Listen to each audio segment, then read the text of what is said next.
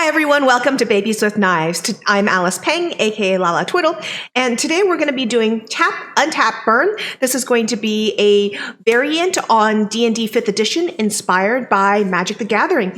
And with me for our GM today is Phil Kearney above me, the creator of Untap Burn.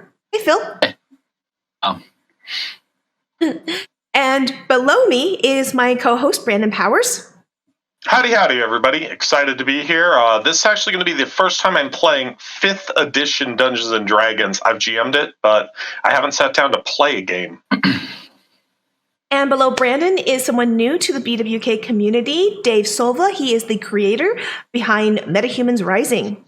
Hey, Dave. Hello. Nice to have you with us. And at the bottom, still working on getting a new camera, is Murray Toll, who you may recognize from some of our other stuff now. Hi, Murray. Hey, how are you doing? Thank you for having me. Appreciate the invite. Always love having you around. So, Phil, why don't you take us away now? Okay, so we're playing 5th edition using Untap Burn, which is a 5-color mana spell point variant rules set that's available on the DM's Guild.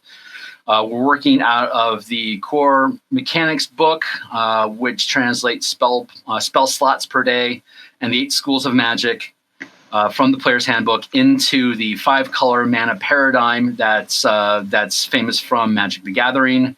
And we're using a spell point system that replaces the spell slots so that your spell points are keyed to colors that correspond with spells that would be cast. And so we're going to have an opportunity to play with that mechanic. And at the same time, we're going to be showcasing those mechanics through a random adventure that I created, which is another DM's Guild product that I'm going to be putting out here in the next couple months. So this is a fun live play test of some of the random content that I produced. It's set in Eberron, because the 5-color magic system works in any setting, though specific information about Eberron isn't necessarily very important for this campaign. It's just the flavor text for the background to put things in place.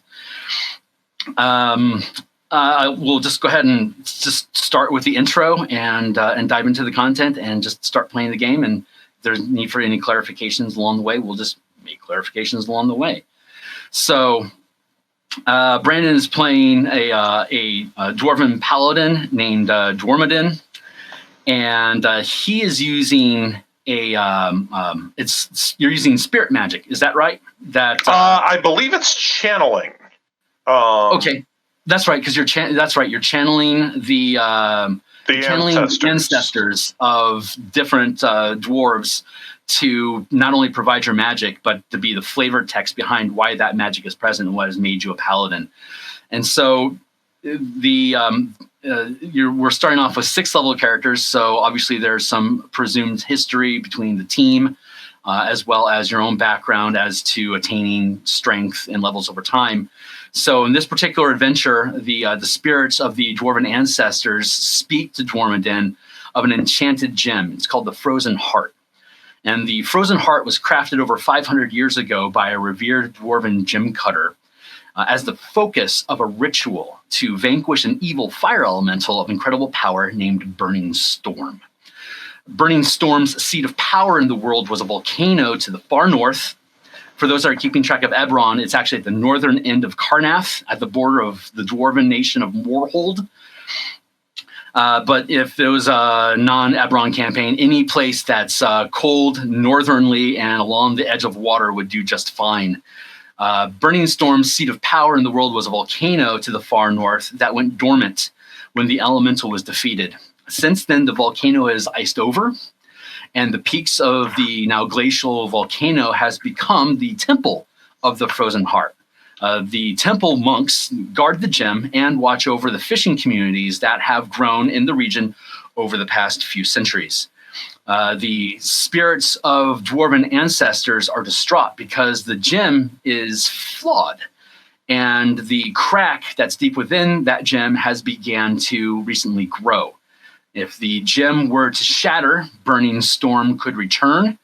Dwarven ancestors would be disgraced, and thousands that have developed these fishing communities may die if that volcano reawakens. So the quick objectives of the mission is to get the gem, heal the crack before it shatters, and the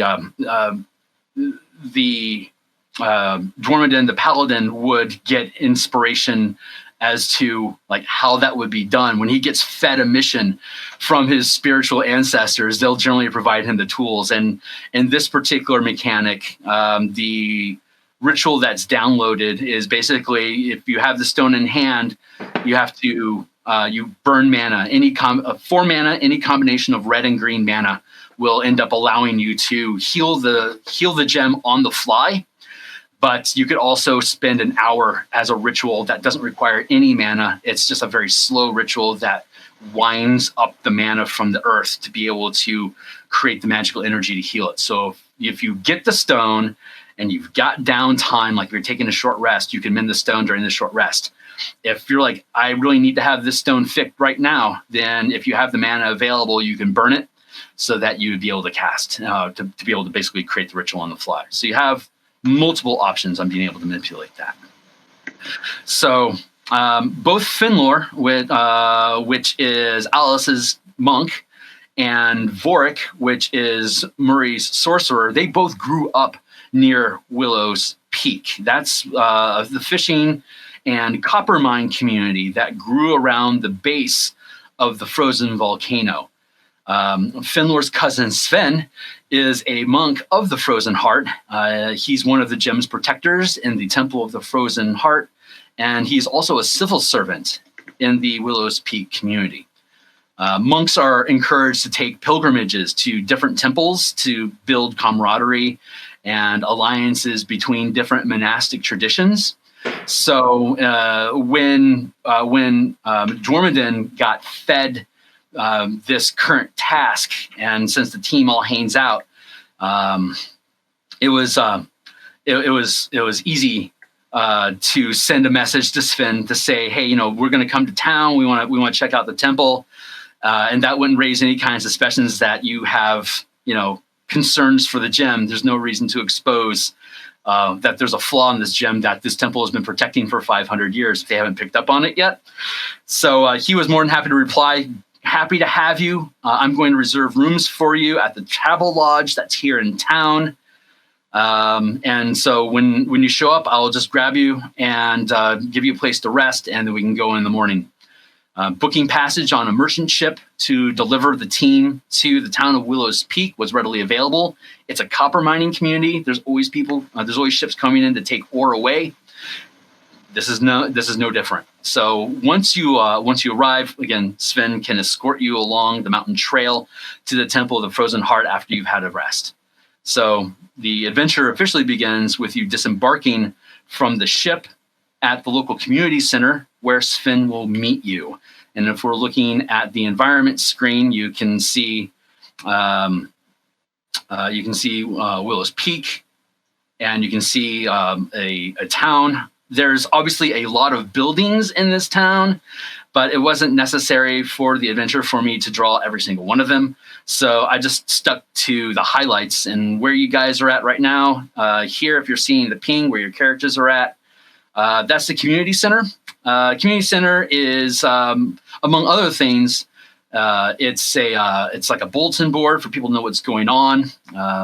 It's also where the public school is held for the kids in town, and there is it's summertime and it's far north. So the past 2 days that it took you by boat to get here, you've been experiencing the midnight sun. It has never moved. It's just constantly in the sky. It's always daytime right now. But for the past day, there's been heavy gray clouds rolling in, and now the wind is picking up. And you can feel it. There's a storm brewing.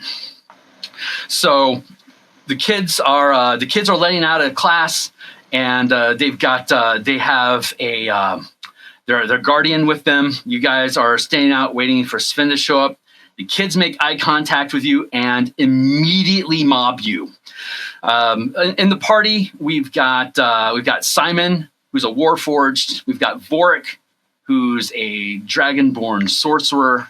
We've got Dwarmadin, who is a dwarf paladin, and we have Finlor, who is a human monk. And in Carnathy, they don't have a lot of Warforged, though the animated constructs with their own sentience are recognized more and more as actual citizens. Seeing one in a small fishing community in the far edges of Carnathy is exotic in the extreme. There's about 15 kids that are mobbing you, taking great interest in who you are and what you're all about. David, tell us, what is Simon all about?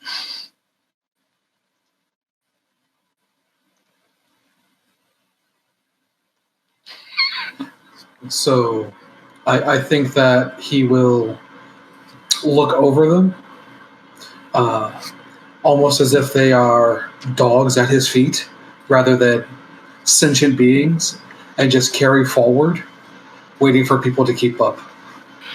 They're following after you. A lot of them have pamphlets. There's a shop in town called Gizmo Dan's Menagerie, and it has a number of different what's the word I'm looking for? Exhibits to show. And the pamphlet, most importantly, is showcasing a downed military carrier airship that he had recently acquired and is a new attraction that all the kids want to know if you've flown in one of those before. Have you flown in a military air carrier ship before?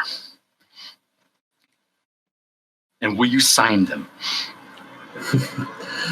So I think that because he was born out of war, it's a safe assumption that he has. Although, again, he just does not acknowledge these children, but he will take one of the pamphlets. Like, he'll just pick one out of their hands.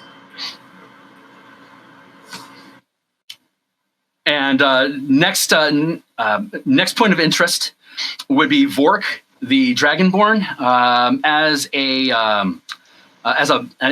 believe you're using binding magic. And in the Tap and Tap Burn core mechanics, the different types of magic that are available, binding magic is interesting because it allows you to take on the appearance of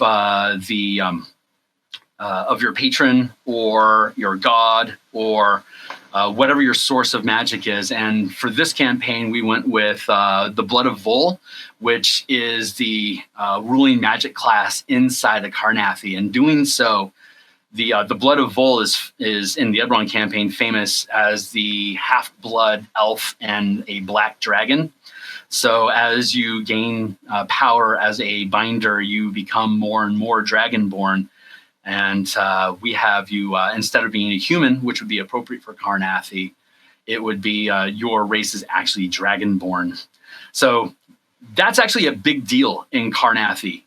When you see a dragonborn, when you see a black dragonborn rolling around, people pretty much assume that you're part of Carnathy military, and it pulls a lot of weight. Your character happens to have the peasant, the folk hero class background, which allows you to have rapport with common people, which in this instance is translated into you are immediately recognized as one of the blessed, as in your appearance in general would reflect that.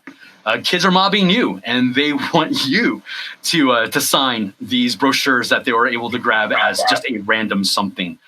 Absolutely signing it. I'm carrying them on my shoulders. I'm picking them up. I'm talking to them. I know all these kids. I grew up here, right? I mean, these are the children of my friends of my childhood. A lot of who died in the war with me, but so I'm addressing them by their parents, names, respecting them, learning their names, signing stuff. Sure, and I definitely flew in a crashed air carrier. Dwarmadin, tell us about you.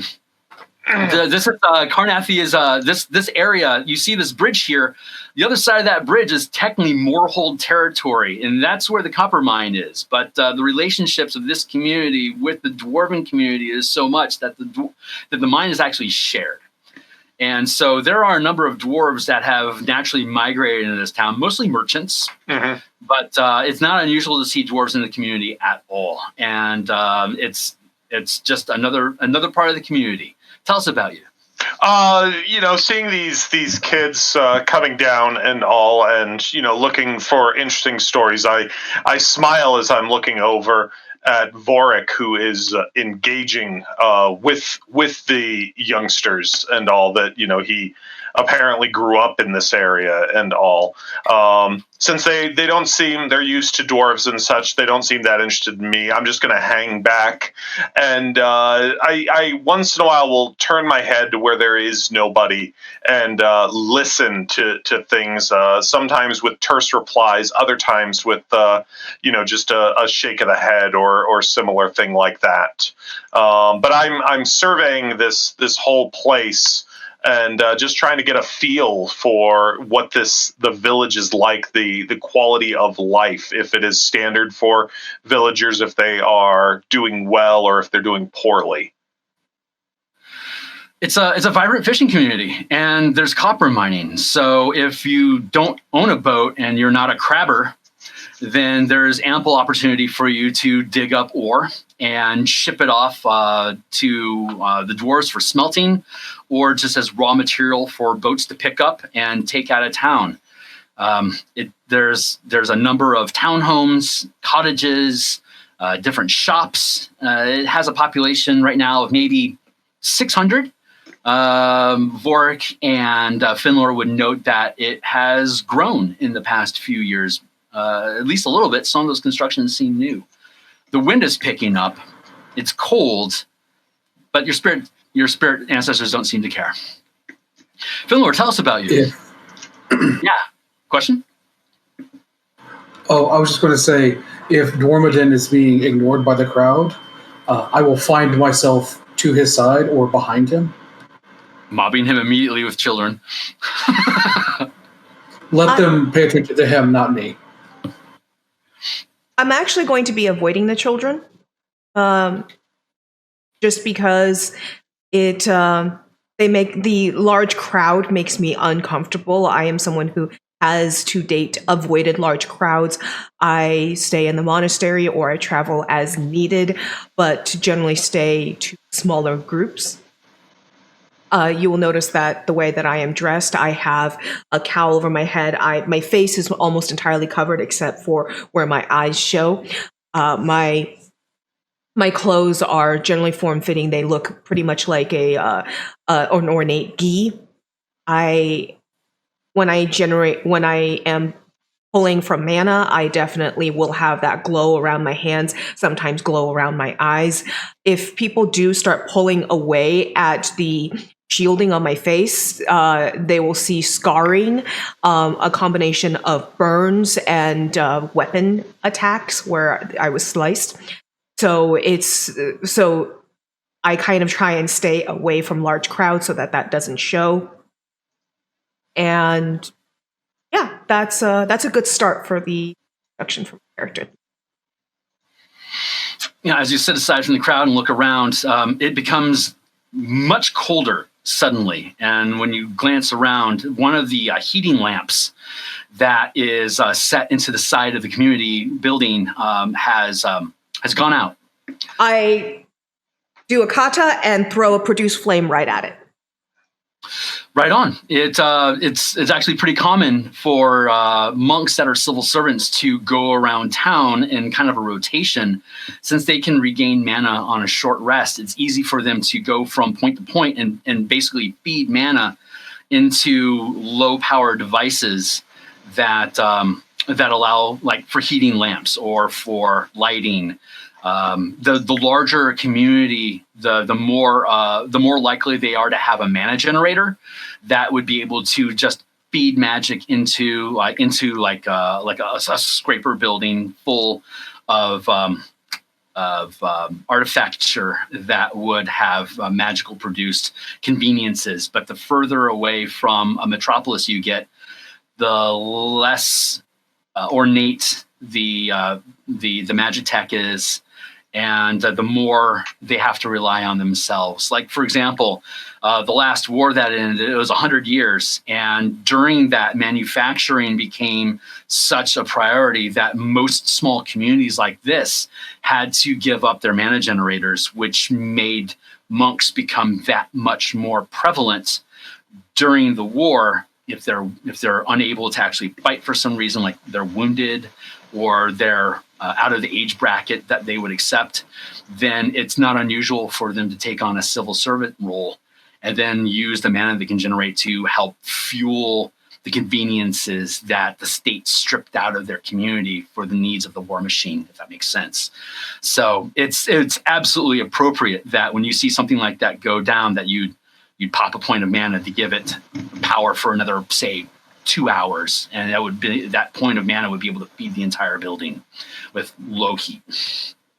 I will also, when as I said, I'm stepping away from the children in the crowd, but if I see anyone get injured and such, I'm watching people. And so if children are like running and then they injure themselves, I will go to aid them. So that's something that I would do. And in doing so, I would probably give them a good berry. So do you trip them first? No. So that way they can? I actually, among the community, there's probably some of the kids probably fake injury just to get candy from me, because I give good berries out to people who are injured. So some kids might have, oh, I want a piece of candy, and, fake an injury, and I go help them. And that might be 15 something. Kids run up to you. They mob 2 of your members, then notice the monk, and they all seemingly together fall down and start crying. Oh, they grab their shins. Oh, foul. Yeah, so they're going like, is there something wrong with the children here? They all seem to fall down a whole lot.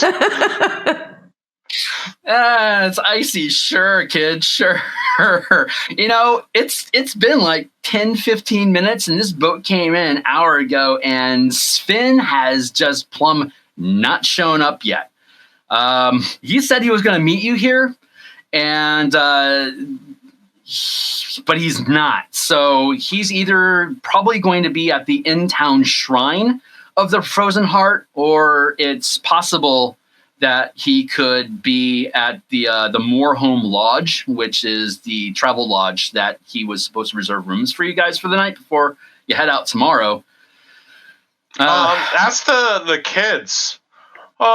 Little ones, have you seen Sven? He's well, you know him, and I turn to my companions that know who he is. When was the last time I saw Sven? You haven't seen Sven, I'd say 3-5 years. Okay. I think it's realistic that a 6th level character could not have been around town for X years. So X years. Okay. Kids are like, and their guardian's like, yeah, that's actually really weird. He is normally like coming by on spot, and he hasn't. I don't know the last time he let a lamp run cold. I have not seen Sven in many moons. Well, it's not so much the moon that I'm worried about, but if he's gone missing, perhaps that's something that we should look into while we're here. Let's check the inn and the other places. So I drop the kids off. I give them the coot, Karnath! To help with the Vol Karnath youth. Kind of like the Hitler youth. But we head off, maybe go check out the inn. Okay. Yeah. If he's where would you rather go? I'd actually like to check out the temple, see if he's there. Okay. So it's a hop, skip, and a jump away down the streets. You can see that the skies have gone so gray that the sun is invisible. It's a heavily overcast sky, and does this seem to be an unusually fast storm? Like it's coming in really quick. It's been brewing over the past day. It's only just started to hit, and it's not unusual for even in the summertime for there to be snow. In the wintertime, it's like no one goes anywhere. There's a lot of supplies that are stocked up during the better months for when the winter cold just locks people down. But here it's summertime. It's not unusual to see storms. It's not unusual to have high winds. This is just another day in town. It's not unusual at all. But it blots out the sun. It kills a lot of shadows. And it certainly makes it cold. So it's been just maybe late coming down the road because of the storm. Well, that might be, but by all means, they were saying that they haven't seen the man for a little while, so perhaps we should be looking into it. Letting a lantern go cold, I don't know the way of your people, but they seem to think it unusual. I must stop at the temple to pay my respects. Perhaps he is there. So we can hope. Head to the temple first. Okay, so the temple's at the base of the mountain. There's a trail that goes right past it that starts heading up towards the Temple of the Frozen Heart. But here in town, it's a civic center. There's normally a handful of monks that are in town to share the duties of providing mana as fuel to them in rotation. And there's also afternoon martial arts classes. They're always keeping an eye out for students that may have the gift that could join the Frozen Heart, or like Finlor themselves, like Finlor would have attended these classes in the day, and instead of joining Frozen Heart, you went elsplace. There are a lot of different monks that will come to town. It's not unusual to have one or even two of them in town at a time in any given area, basically talking about their differences in techniques. It's always neat to have a new instructor around. It's unusual though, because there's no sounds of coordinated kiais or people barking or laughing, having by the fun. way. My bad. The term is a kia. Okay. So, but there's none of that sound is happening. You just casually walk up to the front door like you normally would, and when you open it, what you do see is a handful of basically guys that are dressed in dark gray. You see 8 kids that are huddled in the corner. One of them is standing over them menacingly. There's 2 monks that are downed, and when you walk in, a 3rd monk is dropped. There's a noose around his neck that sparkles with black energy, and when he hits the ground, his soul stands still, and he lights up and floats. And when he makes eye contact with you guys, the immediate response is, "Carnathy, that was unexpected. Get him!" And that causes the cord noose that is on this floating entity to start floating and lurching towards your team. Okay. As we were walking up, I was using my quarterstaff to study against the snow and the ice. And so I have my quarterstaff in hand as I've been using it as a walking stick. Mm-hmm. At this point, who's on the lynch? Who's on the rope? This here is it's a floating spirit that is just steaming with black energy. So the person's already dead. The person, you walk in and he just got knifed down. 2 of them are already dead as well. Okay. Then So I think we're going to initiatives. Go ahead and go right ahead if you wish. I'm not a big stickler on initiative. You guys can just kind of group think it. If you all just want to declare what you're doing, if ever an opportunity arises that requires who went first, then we can roll initiative. That kind of just speeds things up, I find. Combat drags a lot because of the amount of dice rolling, so I try to keep it minimal. Well, so what would you guys want to do? For me, I know that I am going to I'm going to do 2 strikes on the ground, knocking the ice off my quarterstaff. As I do so, bonus action shillelagh on my quarterstaff, spikes boom on it. I then do 2 quick kata moves, and my other palm lights up with lightning. And I am going to monk attack with my shillelagh and shocking grasp. Okay, and what would Dormadin be doing? Seeing this, I turn and I go. I know, I'm doing it already. I grab the great sword off of my back, and I am going to go ahead and move and engage as a bonus action. I am going to toss Hunter's Mark at the first one that would basically engage with me. Okay. The first living entity or the floating spirit? The first living entity at this point. Okay. And how would Vorik respond to this?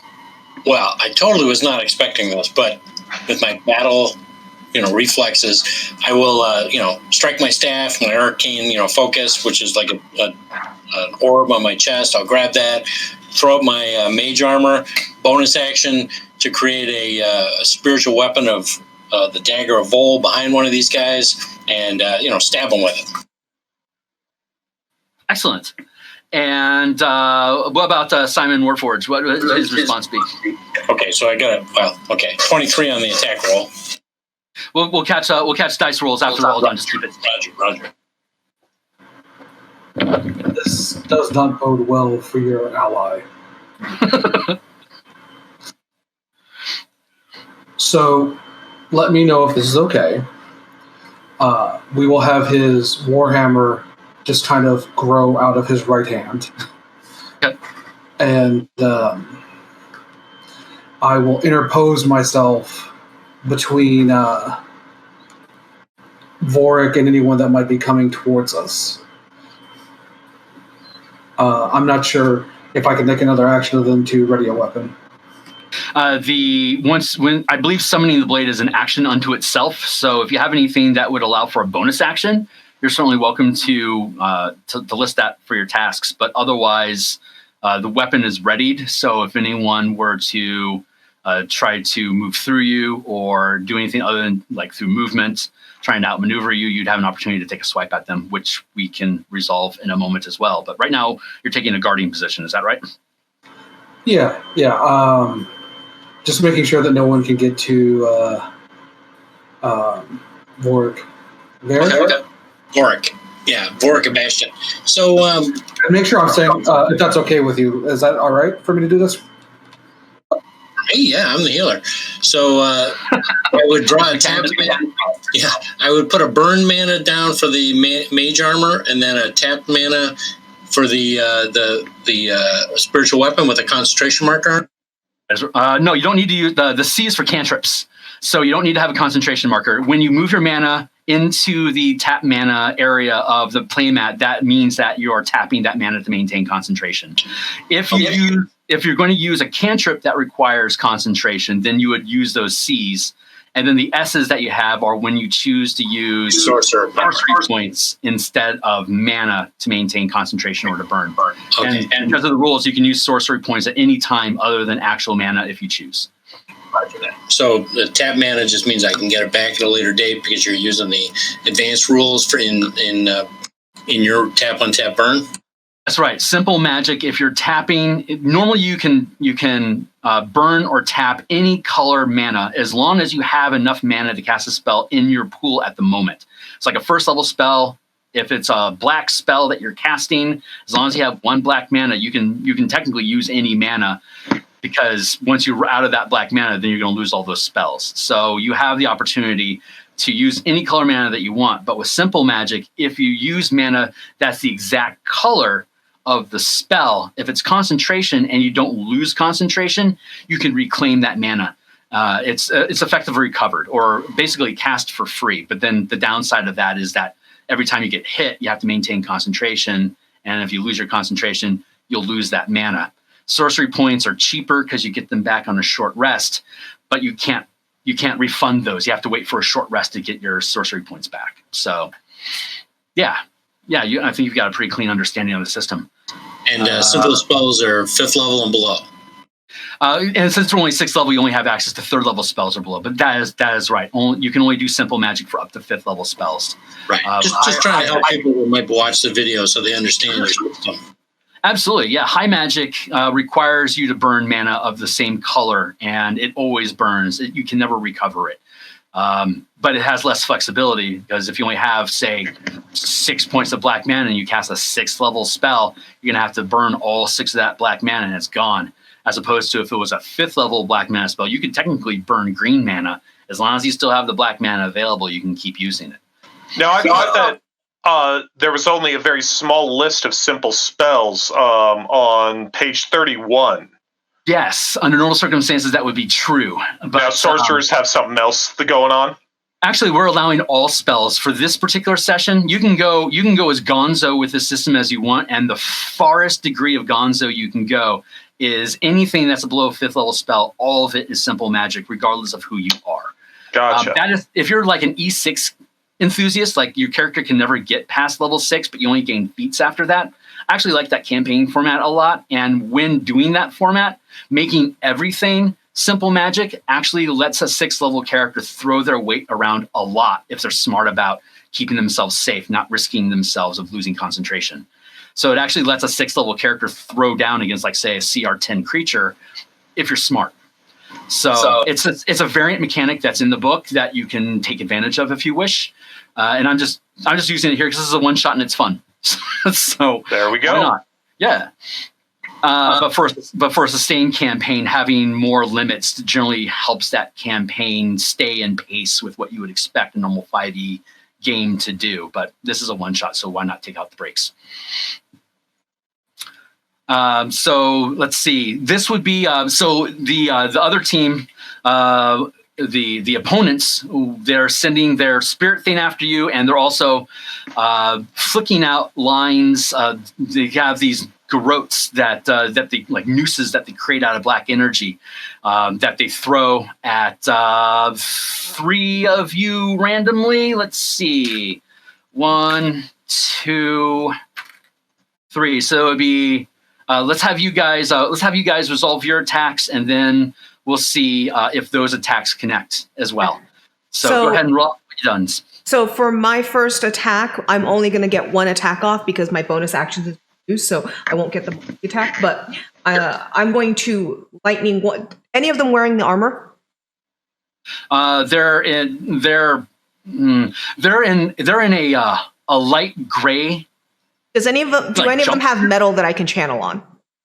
It doesn't look like. I mean, they have no. They are carrying knives, and they are armed with those knives. Okay. That is the only metal that you can see. Because shocking grasp. If I hit them when they're wearing metal, I get the advantage.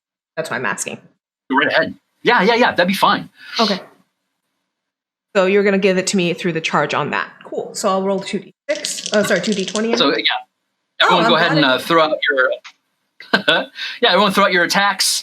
Or spell casting if you want, and then let's just start netting some results. Sure thing. My attack, my proficiency.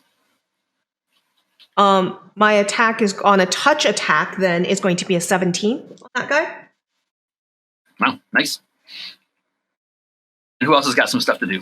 I've got an 11 on my first and a 25 on my second attack from Dwarmadin as I'm wading in with my greatsword. Excellent. And hold on here. We're going to go Brendan, David, Alice. And I did 10 points of lightning damage to them. Yeah, nice. Okay. Yeah. And actually, it does specify in the spell that they have to be wearing armor made of metal, so the weapon doesn't count. But it was my first attack that rolled the 14, so I still would hit. Groovy. I'm cool with that. And then the 25. What was the damage that you dealt with that? Okay, 25. I've got a single reroll on that. Mm-hmm. So that's going to be 12, 16, 21 damage. Nice. And if you guys, when you make attack rolls, if you want to follow up with damage rolls right away, we can determine if you hit or not, and the dice will already be there. So, okay. Who's next? So Vorik would try to support the cleric, whoever he's attacking with the spiritual weapon. 23 to hit, 12 damage. Force, if that matters. Thank you. Always good to know. See, force. And The Warforged took action of creating the weapon and making a metal wall between the caster and any advancement. Cool. And let's go ahead and have you guys roll your armor, your defense roll. And then we'll go ahead and start knocking people down and eliciting damage as necessary.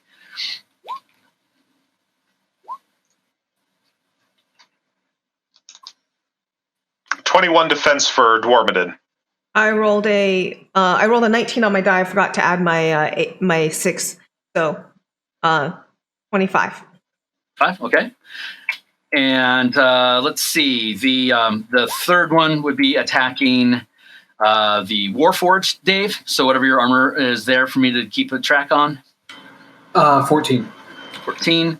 And Murray, the spirit floats right into the Warforged and attempts to make an attack at you as it passes through him. That's going to allow you an attack of opportunity as it moves into your space. If you would like to take it, if you want to make an attack roll, Dave. Sure. It's where you go ahead and make an armor class roll. Okay. Real quick, did the guy who attacked me, did they hit or no? I will resolve. I'm going to resolve whether you guys hit and kill things after I get your armor class rolls. Okay.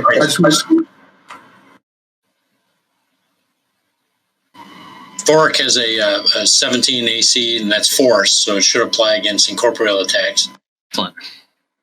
And I got attack of opportunity with the Eldritch Blast. Okay. And what is your roll?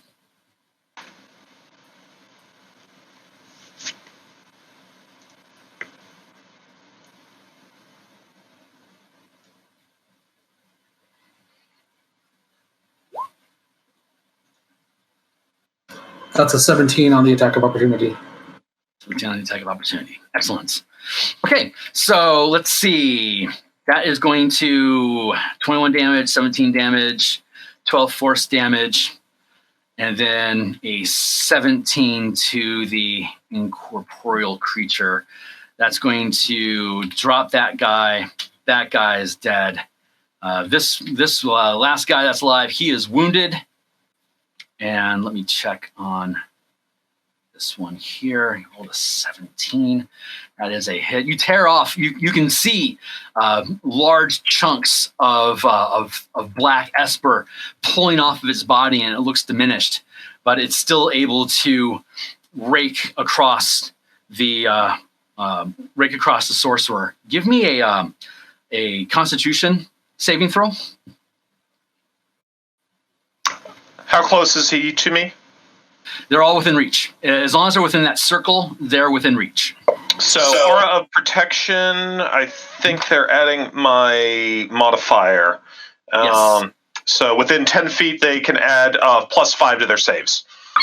That's a big save. So I rolled an 8 plus 6, 14, plus his nonsense gives me a 20. What did you say it was? +5, so 19. 19 total on the con save. Okay, so using rules of concentration, whenever you have to make a saving throw, or if you're attacked, it would be a Constitution saving throw. It's a lot more aggressive than the normal concentration rules in 5th edition, but the benefit is that if you don't lose your concentration, you, with simple magic, can refund the spell points. So there's obvious advantage and disadvantage to that system that balances differently than 5th edition. So it would be 10 plus the amount of mana you have tapped, and I believe you only have 1. So your concentration roll would be an 11, and it keys off of the same saving throw that you're making to overcome whatever the challenge is. And 19 is far more than you need to be able to resist most of the effects of this creature. It still rakes through you, and what that does is, it makes you feel like you're descending into hell. But it only forces you to lose 1 point off of your maximum hit points. So this creature, although it is a glancing blow, it has effectively reduced your maximum hit points to 43 from 44 until you're able to take a long rest. Nice. Now, how would Warcaster fit into that with my, since it was initiated by damage? or was it initiated by a saving throw? It's initiated by damage, but it is a life draining effect, which is its own Constitution roll. But I'm not going to make you double roll. So under normal circumstances, a Constitution saving throw to maintain concentration is strictly dictated by the amount of mana that you have tapped. So if you're tapping a first level spell, the DC would be 11. If you're tapping a 9th level spell, the DC would be 19. Even if, for example, this creature's life drain effect had, say, a DC of 14, the 19 that you rolled would not only be able to defeat the life draining effect, it would also allow you to confirm if you're able to maintain concentration. If, like, for example, if you got hit by a fireball, that requires a dexterity saving throw. If you fail the dexterity saving throw and take damage, I'm not going to make you roll another saving throw to see if you maintain concentration. That dexterity saving throw is good enough. So if you roll, even if you fail the fireball, if your dexterity roll was high enough to maintain concentration, then you keep your spells even though you're taking damage. In this instance, you were high enough to be able to save on your concentration, and you still took a point of damage, even though you know that you resisted the brunt of the effect. If you had rolled very poorly, you probably would have taken substantially more damage. That is just a particular mechanic of this type of creature. It's like a normal grunt that's attacking you with a knife. If your armor class is high, if you roll a good armor, or if it can't hit you, then you wouldn't normally be taking damage unless it's an unusual creature type. Some like big bad evil guy, like boss tier enemies and stuff, some of their effects is that they'll automatically do damage to you. Some spells automatically do damage if they take half damage. Like if you make your saving throw, you take half damage. Some effects are like that, depending on how your DM runs. So in this instance, this incorporeal creature, even with a miss, it got its mitts on you, and you're going to take a point. And that resolves that first round. So you have one spirit entity and one chump, and he's starting to look a little fidgety about being outnumbered here. What do you guys choose to do now? Well, I would hope that by beating him, we could get rid of the spirit. So again, I'll attack whoever the cleric attacks, or not the cleric, the dwarven did. Great. Let's go ahead and just assess what we're going to do, and then we'll all roll together, and then we'll see how that sorts itself out. Okay. Let's go with the dwarf next. He's on top of the page, so we'll just go top down. When I take it, the hunter's mark target is one of the ones that went down, and you can automatically float it to the next one because nothing's disrupted it. Exactly. And I am going to look at him, and I'm going to say, "Look at this, son. You're in a bad place. Now it can get worse. Drop your weapons and call off your dog." And basically, if he isn't really likely to comply, I'm going to move to engage again. But going to give him a chance to surrender. So you're going to hold your action for him doing anything other than surrender. You will attack. I'll go ahead and I will blow my round with persuasion by all means. Okay. I'm totally cool with that. Hold the roll until you know what everyone else is choosing to do, because one of your allies may just decide to end him. Yep. So, Dave, how is the Warforged going to respond to this? Well, we still have the Spectre harrying Vorik. Yes. I think we are going to blast away, as it were. Okay. And Vorik, you've got a spirit that just took a piece of your soul from you. How do you respond to that? I get a lot of soul, so if it needs it, it needs it. But I'm gonna party. But I'm gonna hit myself in the chest and reach out and touch the Warforged and guidance both of us using twin spell. So basically, I'll spend a sorcerer point to double down on 2 targets for 1 extra concentration. Or cantrip, I guess you would call it. And as my bonus action, I will, move the dagger if it's within 30 feet to attack the spirit, since force should affect it. So that's what I'll do. Since the cleric holding off on killing the other guy, I don't want to just jump in and kill him. Fair enough. And what's the effect of that spell? It gives you while I'm concentrating on it, anytime during the concentration, you may add a D4 to any saving throw.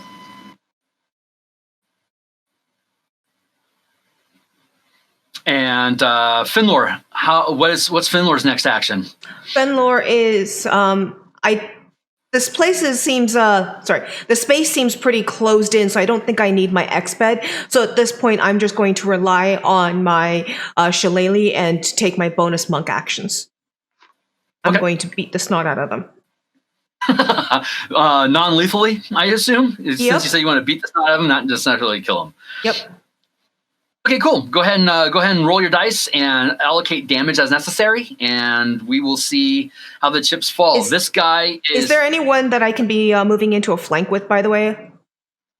I will say yes. If they're within the circle, you can always reach them. And I just have very loose rules as a DM in general. If you have an ally that's in the circle with you, you can acquire flanking to give both of you advantage. Okay.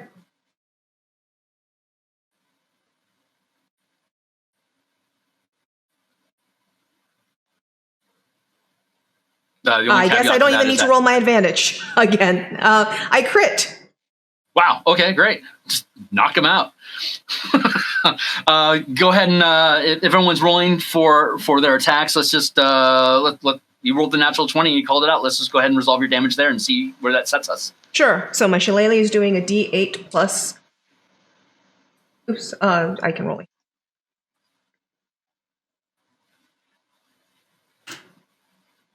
And I did 10 points of damage. That's before my crit. I believe crit's just doubling. So there's your 20 damage. And I do need to do my bonus attack though.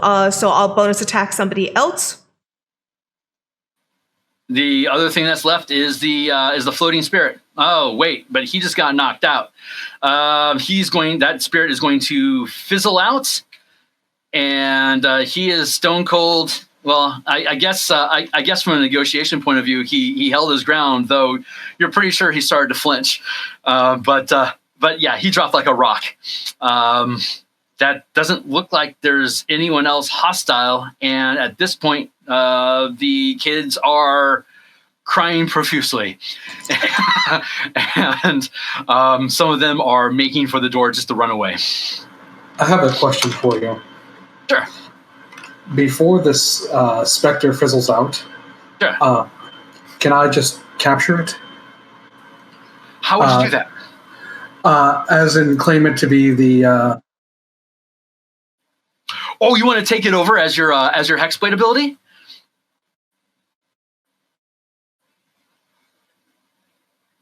Yes.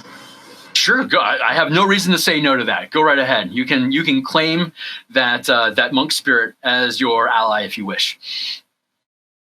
If the kids are streaming past us, I yell out to them that remember that you can break a single arrow, but not 10 in a bunch. Give them the Carnathy, strength in numbers thing, and just try to inspire them a little bit to help with the Carnathy war effort. Fantastic. You've got so you've got 1, 2. You got 3 dead monks in a room, and you got looks like I'm gonna check and see if they're dead on the people that we just fought. Yeah, one I fought should not be dead. Just stating. So right. He's still on the board, and he's sideways, which in my world means he is unconscious. Guys like this, though, have we seen people like this before in our experience? Like, are they cultists of some other cult, or what would something like this? Let's have while Dormiden is checking pulses. Why don't we have both Simon, the mercenary veteran, and Finlor the monk? Why don't we have you guys roll either intelligence or wisdom as an ability check roll to see what information you may be able to glean from these guys for what is available here. I have religion. My wisdom would be better. I'll allow that. My wisdom would be better, actually. So I'll roll my wisdom. Okay. Yeah, you can use either wisdom or intelligence because depending on who your character is, that totally makes a difference. And any skill that you think you can BS into making a difference would allow you to add that skill +3 to whatever your skill bonus is. So she's like, you're saying Nathan, I'll allow it. Sure. I'm not actually going to stick around here right now, though. My first concern is running through the rest of the temple and taking an assessment of what might be missing, what might be here. My concern is that the sanctity of this place has been violated. I want to check on the status of this place as well as its caretakers, other than the monks that might be in this room. So I will expect myself and start running through the temple. Okay, cool. Then give me that would be an intelligence ability check just to see if there's anything awry. You could use wisdom instead if you wish. Okay. So either one of those would be fine. And checking pulses is pretty easy to do. What's Vork doing other than inspiring children to greatness in the future? Well, as they run past, but then I will drop my guidance and my my spiritual weapon spell. So do I get the concentration, the cantrip back, and the mana? Yeah, cantrips are infinite. Those markers are there just for you to be able to keep track, because you can have up to 3 spells active at once, no matter what level of spell is. Because you've got a max spell of 3, you could have 3 effects active at once, whether they're cantrip, first, second, or third level spells. Right. So cantrips are there for convenience. 1 per level of spell I can cast. Okay. So then, I'll head over and try to assess these the monks that are still there, and any kids that feel that they need to be checked out too. But you said they're all lit. Yeah, they seem unhurt, just horribly scared, like they were just being crowded in a corner for whatever reason these guys would have. I'll search the bodies, look for like holy symbols or like cultist symbols that they might have had, or just some identifying feature or mark that they might have had. You can either make your own roll, or you can give advantage to Warforged. Okay, go for it. All right. So we got a roll coming for Alice, and we got a roll coming for. I got an 18. I spent an inspiration to re-roll, so I got an 18. Okay.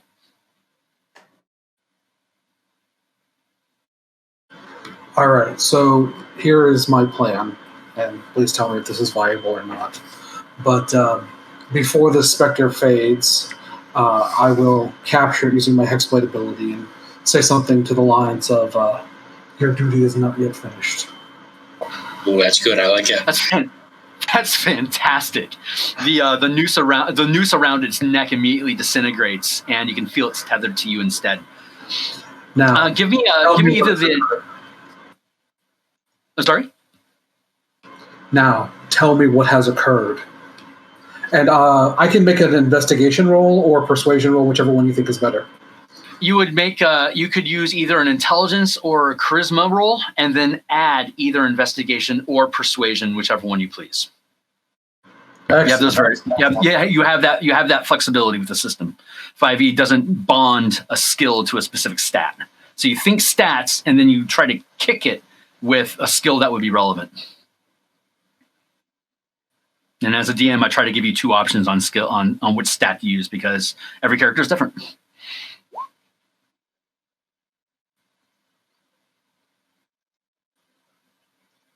And what so I can spend an inspiration to reroll. Is that right? Yes, inspiration. You certainly can. I think I'm going to do that, because otherwise I rolled a 1. And I even marked my inspiration off on the little icon, little token, by the way. Hey, fantastic. Then when we move to another environment, I will cut and paste your character so all your stats stay. All right, so that's a 15 for me. 15. Okay, so here's what we can get offhand. Simon, the mercenary veteran background allows you to be able to identify different organizations and what they've been up to, if they have any kind of public visibility. And what we're looking at here is with the tattoos that you find on their chest when you rip open their shawls, you can see that there is a cloudy, frowny face, which is a symbol for the Night Weavers, which is a rogue monk organization that is famous for stealing techniques from other monasteries, as well as from different arcane alignments. And you know for a fact that these guys are readily wanted in the state of Karnathi because this spirit bonding ability they took is similar but warped to the Hexblade ability that you acquired when you gave your allegiance to the Blood of Vol. So they're actually using a mocked down version of your own Spectre ally ability. It's different. They've bent it. So this specter that is created would be summoned by something that is dead. It's hard to say why the other two wouldn't have their specters. Maybe these two guys were able to kill off those specters during the battle that you caught the tail end of, and only just saw the last guy that got up. But they're dead. I mean, they're dead for less than a minute. So if the paladin or anybody wanted to blow revivification, you could certainly do that. That's a mechanic that's available to you if you wanted to save anybody's life. Oh, really? But, Goodness. Yeah, I'll rev these guys and I'll twin it. Touch both at the same time. I'll twin it and rev 2 with one spell. Fantastic, man. That's a mechanic that you guys can take advantage of. I just like to make sure you guys know what your options are. I do not have that option. It's a 3rd level spell. Oh, you're right. Fair enough. Thank you. Right on. Good thing we have a sorcerer. Let's see. Running through the temple, checking out for things. The back door is open. It looks like these guys just walked in through the back door, came out through the back of the dojo. It looks like the till had been cashed out. You can find a little sack of copper in one of these assholes' pockets. So it looks like they mugged the place, but specifically was there knocking people down. Looks like there was some paperwork that got rifled through, but you don't see any documentation on these felled people. But you do notice that there's foot tracks that are leading in as well as leading out of that back door. And it leads off into town. Snow has accumulated and the footprints are still readily visible. So he must have escaped rather recently. So as I'm bending down to touch these guys, I touch them in the brow, the chest, I touch the chakra areas, and I say, just like Dave, I say, your duty is not done. And I bring him back to life. That's so awesome. That is so awesome. Fantastic. And you're raising the monks. You're leaving the others dead. Is that right? Yeah, their duty's done. They failed. Excellent. As a reminder, the monk that I beat up is not dead, so you already have someone to question without that. No, I think he's bringing the people back from your temple. Ah, okay. Yeah, he's bringing back his community because that's different. That's what Folk Hero would do. That's fantastic. I'm right. And I just want to correct you. You said the state of Karnath? No, it's the nation of Karnath and all the other potential states of Karnath that exist in Corvette. I am very down with that correction. That's fantastic.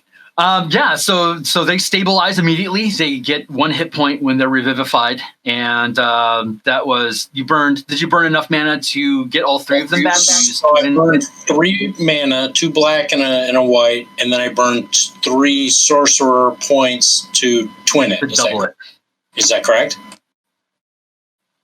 Was that correct? At least, yeah, that was perfectly done. I'm just pointing out that there's 1 dead left. Are you leaving him dead? I thought his soul got taken, so he couldn't be brought back. Well, I have it right over here. You know what? Honestly, that's something I don't think had been particularly covered in the rules of the Hexblade, but that is a really sensible solution. So if you were to release that spirit in that minute, I would say Revivify would be able to bring him back. That's a really good point, and I appreciate that. Thanks.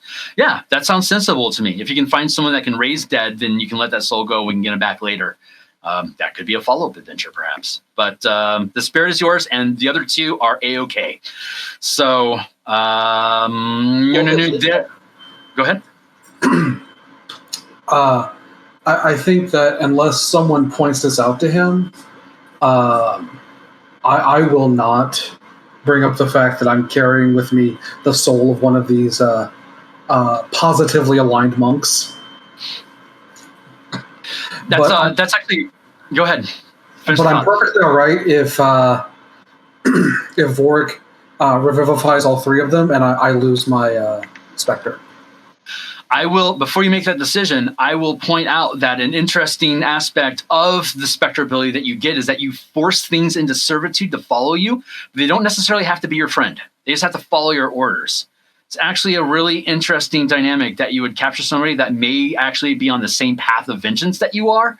So it might actually be worth keeping around, but that also may mean that he's going to be dead forever if you make that decision. Well, as I said, I'm not pointing out that I'm carrying with me the soul of one of the monks. It's just if he gets revivified, I, as a player, don't have an issue with that and losing this follower. Excellent, and I am happy to speak metagamingly across the board to anybody that's around. So I think that's a fun conversation to have. But since that wasn't something that Vorik immediately went to do, up to you. These guys are stable. They will just flat out say, we were just having a class. These guys came in and immediate backstab. I went down. My friend went down. And then I went down. I mean, it's just, we just got mobbed out of nowhere. No introduction. No how do you do. Just completely blindsided us. I got to tell you, it's pretty humbling.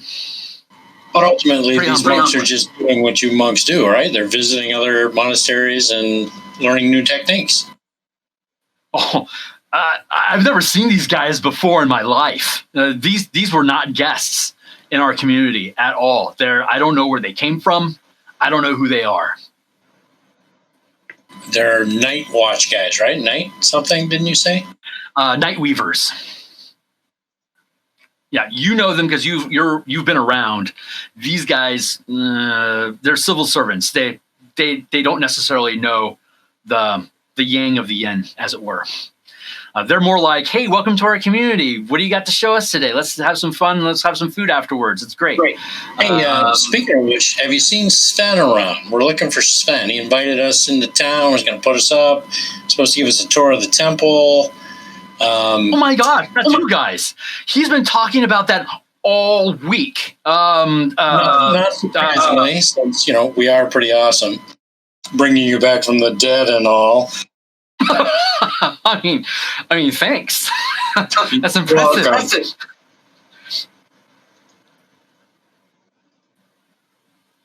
But have you seen him around? Sven, he left. He was supposed to get some rooms for you guys and then meet you there, I guess, around now. I'm guessing he didn't make it. Did they get him too? We don't know. I guess Fenlor found some tracks out back if she's come back to report that. I'm waiting for information on what I found. And it's a Oh, Fenlor's like I said, they robbed the till, which you found the pocket, which you saw the pouch of cash on one of the dead mooks. They went through paperwork, but you didn't find any documentation on any of these dead guys. You found the back door open with tracks leading out, and that's all we have.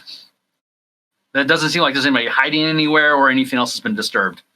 It seems like they just knew to go to the back office. They popped the lock, probably just by punching it out with a dagger, took the cash, and then did whatever this was. And I'm not sure in what order.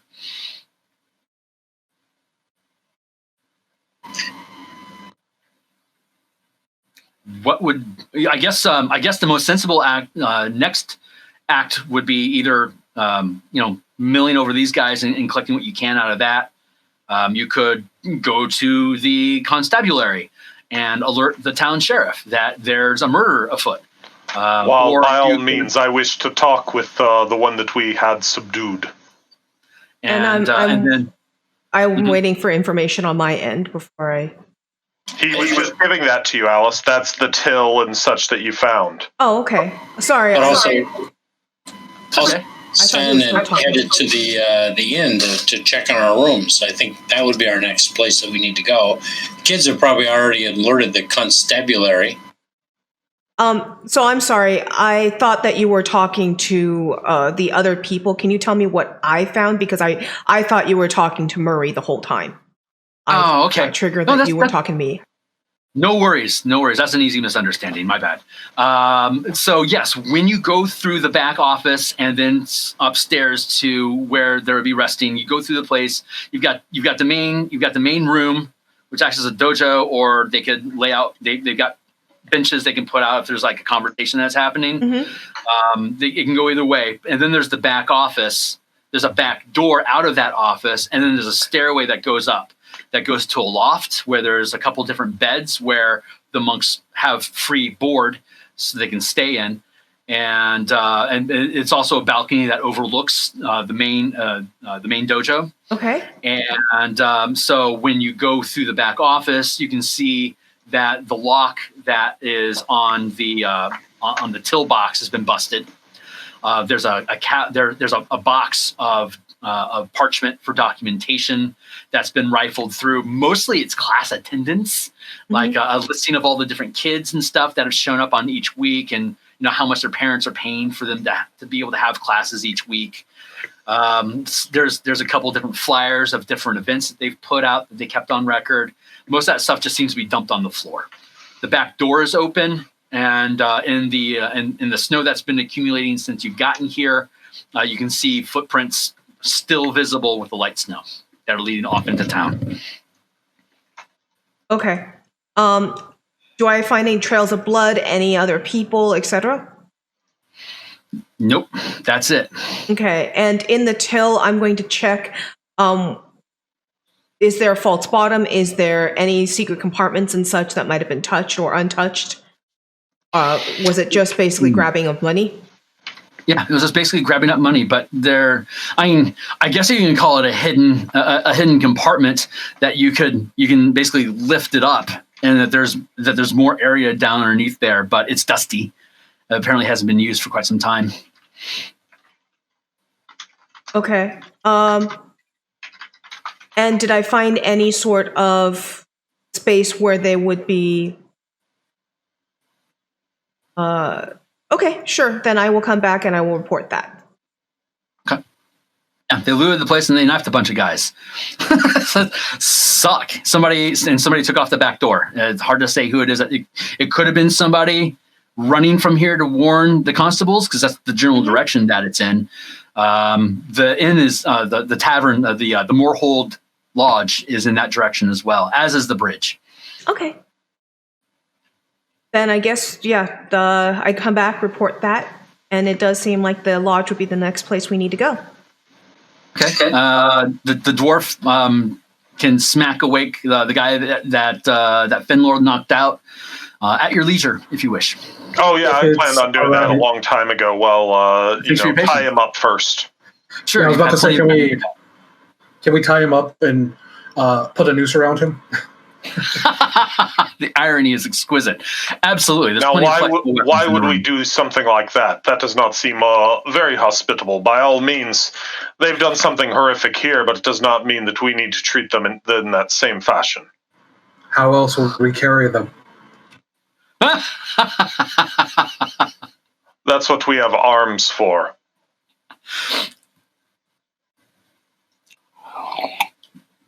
What's your questions? If you were planning on interrogating, let's just dive into that. Yeah. Well, I just shake him awake after, tying him up, and what is it that you are doing here? Why did you come? We got hired to do a hit. Yeah, there's like maybe 40 of us storming the Temple of Frozen Hearts. Me and my team got sent down here to make sure that no one came up behind us. Sense on him. What's that? He's sense motive on him as he's telling me that there are 40 of them. You can use either charisma or wisdom and any skill that you think would be appropriate. If you don't mind, I can cast Zone of Truth. I don't mind that at all. That's a great use of the utility. All right, so let's do that. Right That's, on.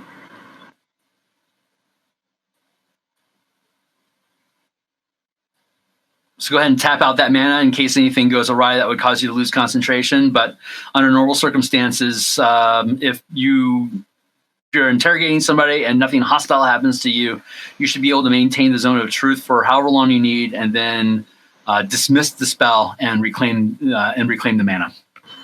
Okay, and he needs to make a charisma save to be able to lie, and I know whether he makes it or not. Okay, If I read that correctly.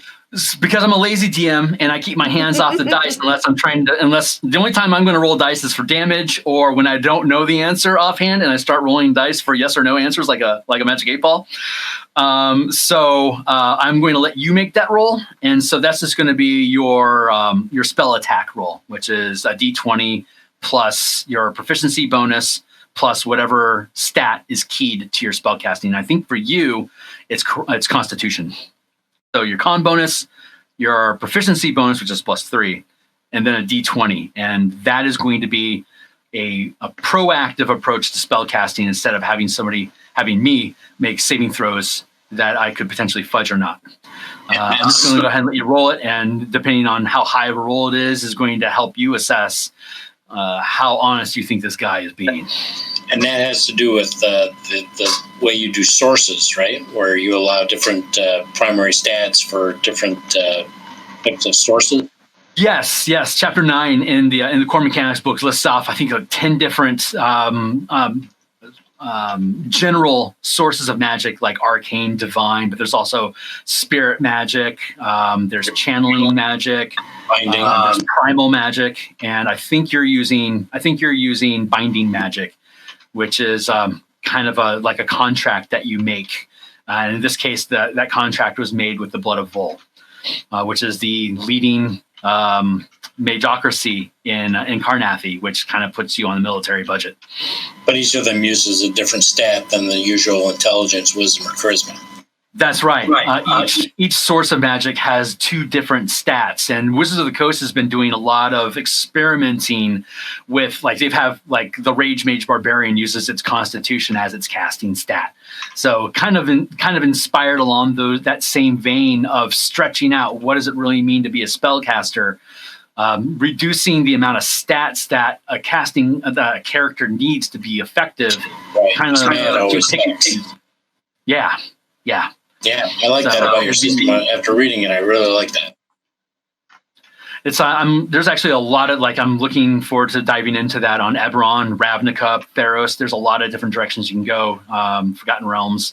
There's maybe 50 different sources of magic depending on what your organization is or even what religion you follow. It could have a priest with divine magic using a different stat, perhaps. So there's a lot of options there. It's a lot of fun. It basically lets you use better mechanics of your ability scores.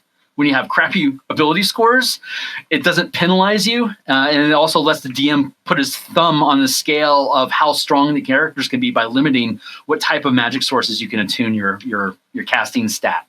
So, but yeah, by all means, go ahead and roll for your Zone of Truth so you can get a good eye on how legit this guy is going to be with you.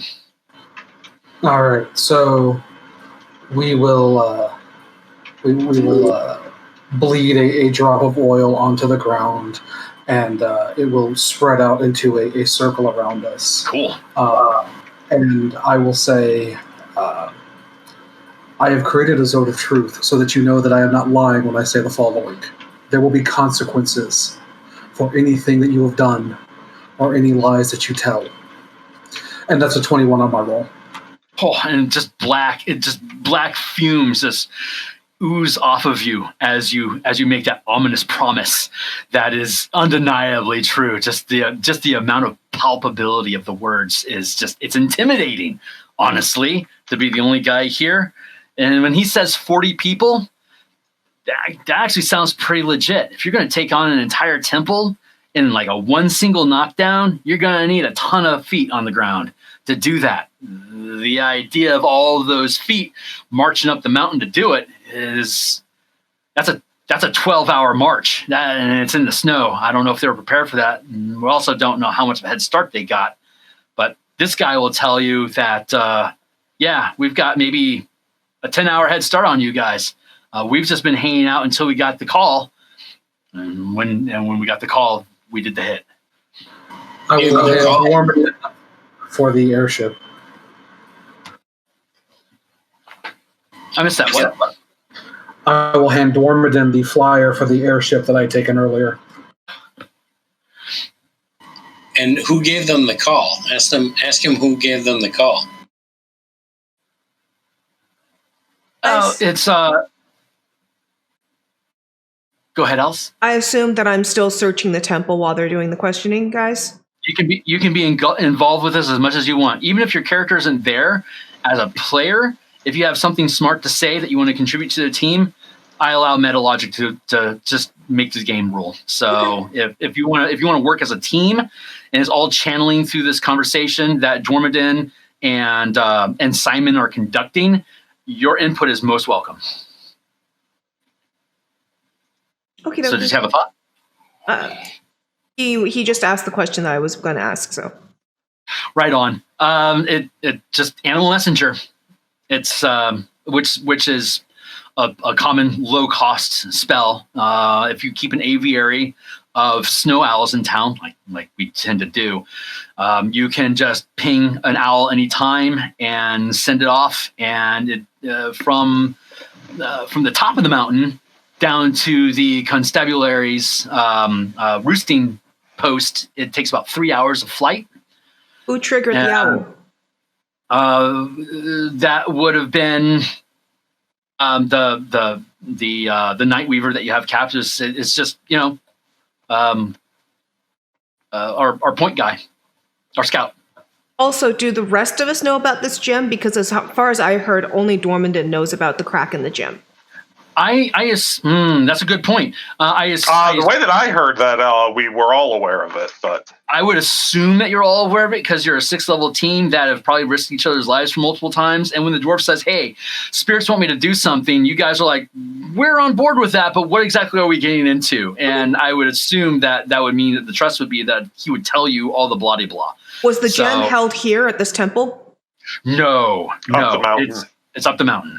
Okay. Right. This is just the local civic center where these guys stay, and it's easy for them to make rounds around town to be able to charge up different heating lamps and whatnot that's needed. And they've got 10 hours ahead of us going up that mountain, and they've already triggered something from up the mountain to send down. Okay, cool. Thank you. But the weather's getting worse, so they've definitely been slowed down. And and right. You cut out.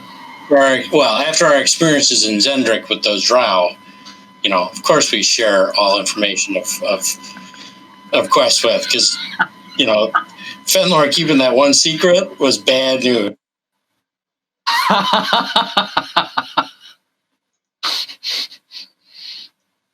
It's brilliant. I'll give you a point of inspiration for pulling in knowledge I wouldn't have expected you to pull in. Well done. Nice. Okay. I'll just give it back to Fenlor, so she's at 2 of 2. Oh, thank you much. He's 2 of 2. You got a female picture for Fenlor. No, it's a male. Well, Lala Twiddle's female, so I don't know. Oh, the GM didn't give me a character sheet, so it didn't actually set. That's my just normal avatar. So I was thinking that was a perfect monk. I was like, wow, that's a really good picture of my monk. No, that's an L5R character. So that actually is a samurai. She's wearing lamellar armor on that picture. That's just my general profile picture in Roll20. But because we don't have character sheets inside Roll20, I couldn't change the avatar to the character portrait. You can see the character portrait on the mana sheets. I'm the first mana sheet, and I am very much a male character in that. And you can also zoom in really close by holding down the control button and then spinning your wheel. And I'm pinging where her character is. And if you get in nice and super ridiculously close, it starts to look male. Yeah, I see it. So Sorry for the Well done. confusion. I apologize. And thank you for the inspiration point. Hell yeah! Thanks for bringing the game to more life than I expected. That's excellent. Okay, so you're questioning this guy. He's laying down some logistics that there's a mob army that's making its way up the side of the mountain to go hit this place. What's your next step? I mean, you could go to the constabulary to let them know what's going on, or touch base. You can go to the inn where it's suspected where Sven went, and not really sure where he is yet. Truth is, with them having a 10-hour lead on us, I don't think we want to have any further have them have any further lead, do we? Well, I don't think a 10-hour lead, it's going to cost us anything to take 15 minutes to go to talk to some people. Like, we should go talk to the constabulary. Well, we should look for Sven. Constabulary will find us, talk to the monks that we res from the dead. So I think we're good there. We tell the monks that we're going to head up the mountain, stop this attack, and save the village and the caldera. Well, we don't know if Sven's still at the inn. He left to go deal with that and has never returned. So we don't know that we will find Sven. And You gotta have faith more. It's up to you if you're worried about it. Somebody that you know. Your cousin. A goal. You gotta have some faith. so You cut out. I'm sorry. So my intention is that I move 3 times the rest of your speed. So I was willing to go and check the inn. I was going to not worry about the constabulary, and then I was going to meet up with you guys on the heading up the mountain if you guys wanted. But if we want to all go together, then that's fine. I want to go to the inn and check for him. I don't really care about the constabulary at the moment. I feel that I don't mind the to speak with this tinkerer and see if we cannot procure transport. The guy from the Zora. Gizmo Dan. I like that. Fantastic. That's a good So there's the constabulary, there's the inn, and there's Gizmo Dan. All three of those can. The constabulary is across the way from the Moorhome Lodge, and Gizmo Dan's is about 20 minutes that way. I'll go talk to the constabulary. Being a folk hero, they're gonna, they'll listen to what I have to say. Sure. Okay. And We know that Finlor wants to go to the inn to check on cousin Sven. Do the rest of the team want to split up between those two targets, or do you want to further spread the party to also hit Gizmo Dan? Well, I will definitely. Go ahead. I will definitely go to the inn with whoever's going, because there's potentially more people there waiting to do bad things. So Fair enough. I'm going to go look at procuring us some basic supplies for it. I've got a climber's kit as it is, but I don't know about the rest of them. I know you told us that we have clothing for the weather, but if we're going up a mountain. Yeah, that winter gear will give you advantage on saving throws to resist inclement weather, but it won't make you immune to it. Yeah, It just gives you advantage. I am trained for athletics, so I've got ideas on what we're going to need to deal with on mountaineering and such. Okay, then that would be you can go to the community center, back to the community center, which is where general store and classrooms are at, and you are welcome to just hand wave the costs of whatever gear that you think would be reasonable. And while you're at it, you can hand wave what that gear is. If at some point during the adventure you think it would be really advantageous to have a small pouch of cinnamon, go for it. Cool. It doesn't matter to me. If it's going to implement whatever you imagine being done, I want you to have it. If he's going to go for supplies, I'll give him a couple things I want him to pick up. Cool. Let's see. So you guys head. The footprints go in that general direction as well. So you're following along the footprints. When you get near the constabulary, there is a snow owl that's sitting on the messenger perch, and the Moorhold Lodge is like literally across the street from it. And so as you come into view, the owl turns its head, locks eyes on Vorik, and begins to squawk. Officer of Karnath, we have been attacked. Temple has been attacked.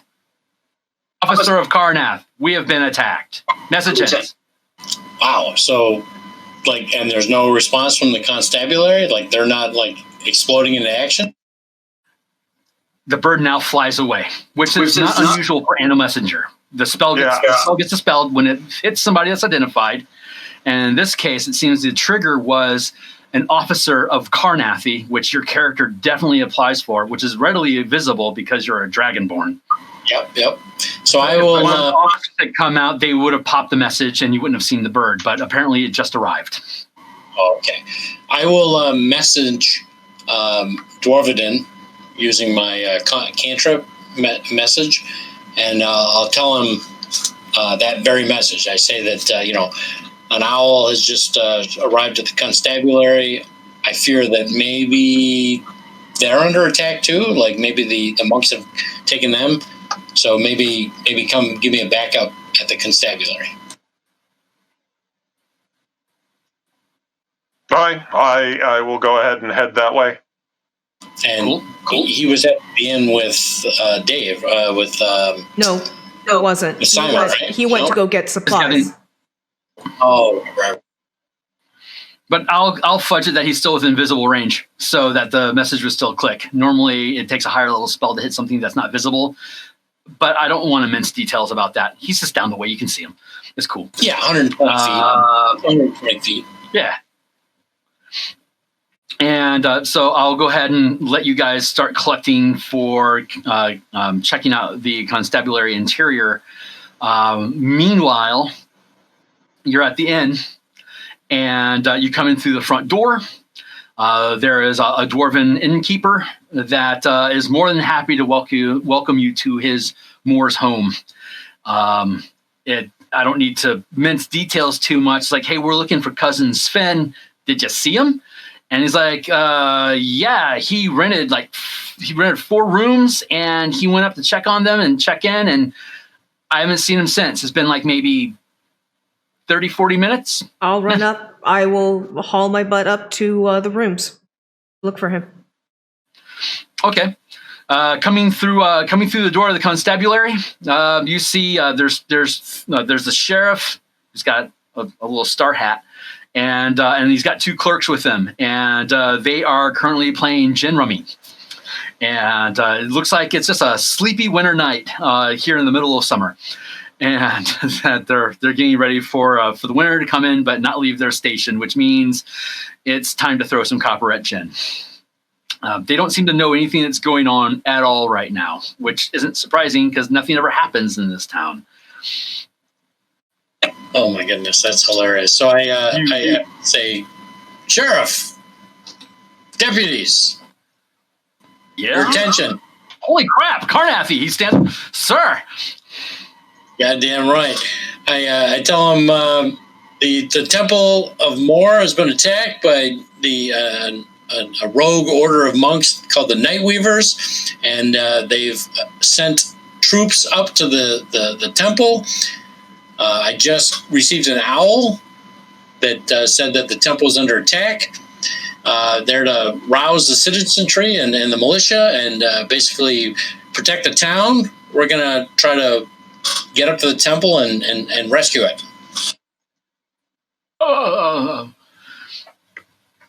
Snap to it. Okay. Yeah. They get up and start putting on their leather and gearing up to go ring the bell to let people know that there's trouble. And I give one an elbow in the gut to help him suck it in as he goes for that second on his belt, the second notch on his belt to tighten. Thank you. Do you have any other purse for them, or are you cool with redlining these guys? Just basically, if anything else is going on in town, they should be trying to deal with it or at least raise an alarm. But I think the major thing is getting up to the temple. I asked him, is there a quicker way up to the temple? I know it's a 12-hour trip normally, but we need to get up there now. The temple's under attack. Well, we have iron horses, but with the war movement, the generator got pulled from them, and so we gave him the Gizmo Dan to play with. I don't know if there's anything he could have come up with that or not, but they're fast. I mean, and yeah, iron horses are fast. An iron horse could get you to the top of the mountain in 4 hours, as opposed to 12 hours on foot. But they're powered by mana, so we have mana to power them, right? If Gizmo Dan could figure it out, sure. I mean, normally there's a generator that you plug in and you hot wire to it, and then you just put it into the casing and it gets sealed in like a construct. But when they strip all that stuff out, it leaves the cord, it leaves the wiring exposed. If Gizmo Dan, an artificer, was able to hot wire something that would make it available, he might be able to figure that out and might be able to do it pretty swiftly, depending on his skill set. But having seen Fenmore charge the lights, it's possible for yes, it is. us or anybody with mana to power those items? Yes, it is. Almost anything can be powered by mana if you have enough of it. Excellent. I say, okay, well, you deal with what you have to deal with here, and be on your watch. There's evil monks about. If they need details... Yes, well, you'll know them. They're wearing black. Go talk to the monks at the monastery. They've dealt with them. They were just attacked and killed. But now they're better. Whoa! What? Go talk to the monks. They were attacked and killed. Yeah, but they're better. I'm better now. But two of the three of them are better now. And the kids are safe. Oh. You guys are doing a great job, by the way. Who's winning the gin rub? Who cares? There's trouble afoot. You're right about that. Good man. All right, I head to the inn. So we're back at the inn, and was there any interaction that you wanted to have with the dwarven innkeeper when he comes through the door, or are you beelining? Are you trying to just beeline upstairs to find out where Sven may have gone to? So when I go in, I would greet the innkeeper. And blessings upon you on this sorrowful day. You're saying it's dark outside, right? It's dark and sorrowful. There's always midnight sun, but the storm is rolling in, so it is a very dark gray. Okay. So greetings upon you for on this day. We seek audience with Sven. We were informed that he was here. Yeah, he booked up 4 rooms just maybe like 30 some odd minutes ago, and I'm guessing that he's up there checking out the rooms. I haven't seen him. I mean, I did step away for a few, so maybe he came down when I wasn't looking. But that's right. Yeah, Sven's here in town. You're a monk? I am from the monastery. Are you visiting town because... on business. I see. Well, it's none of my business if you don't want it to be. He's in room 12, 13. 14 was occupied. So also gave 15 and 16. That's on the upper floor. Thank you. I put several coins on the counter for. Good day for me. Business has been slow. Thank you. And at that point, I will start going upstairs. And I wish to go find Sven. Yeah, he eyes the Warforged. You're not from around here either. I ignore him and follow her. Follow him. Apologies. No worries. Good day. On the stairway heading upward, you're... As he's talking to me and I'm turning my back, I will begin manifesting my Warhammer again, just because he says he got here a half an hour ago and hasn't been seen. I want to ask real quick from a technical perspective. I'm seeing that you have 2 black mana tapped on your sheet. Is that something that you're maintaining, or is it something that you would refund for use? Oh, that was the Zone of Truth. So that got you can release that and add that back to your mana pool. Since nothing disrupted it and that conversation is over, you can reclaim that mana into your mana pool. Cool. Thank you. I just want to make sure you don't get shortchanged because warlocks don't get a lot of mana. On the stairway, heading up, you're manifesting your Club of Justice, and I will say what is interesting as you're making up the stairs. You hear a. I'm going to be manifesting my shillelagh, and I'm going to exped myself as I hit the bottom of the stairs. Okay, you're heading up the stairs, and you hear it grows louder. Do I recognize what that sound could be from? That sounds like that has distinct rhythm and backbeat of someone who's trying to chip ice off of a window. It's okay. You get to room 12, and it's not coming from there. 12, 13, 15, and 16. That ice picking, that's coming from down the hallway. I gesture quietly to Simon, and I go to the opposite side of the hall, and I shoot down. Do I know this inn well enough to know if there is a way up to the roof? Yes, you do know it well enough. And at the end of the hall that you're on, there's another stairway that goes up in the opposite direction. There's a second floor, and then from there will be a ladder that goes up to the roof. Okay. So the roof is out of range on this floor. Okay, and you said that we've known each other for a while, right? We've traveled together and such. Yeah. Okay. Yeah. So I will gesture for him and I to basically flank the doorway, and I will open the door for us. Unless he's usually the one that opens the door first. Are you the one that usually opens the door for us? So no, I'm good with you opening the door. Just before you do, I'm gonna hold my hand up and say, "Spirit, gather our allies,"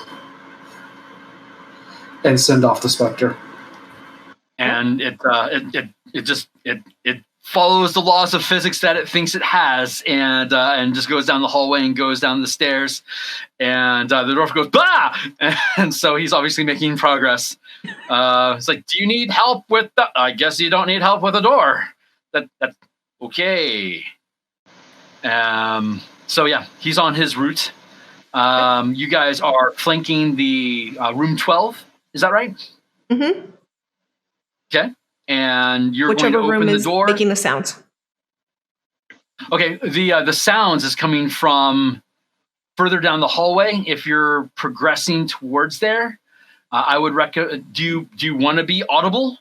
No. Or do you want to try to conceal your movements? I want to conceal my movement at least. I want to be quiet. How about the Warforged?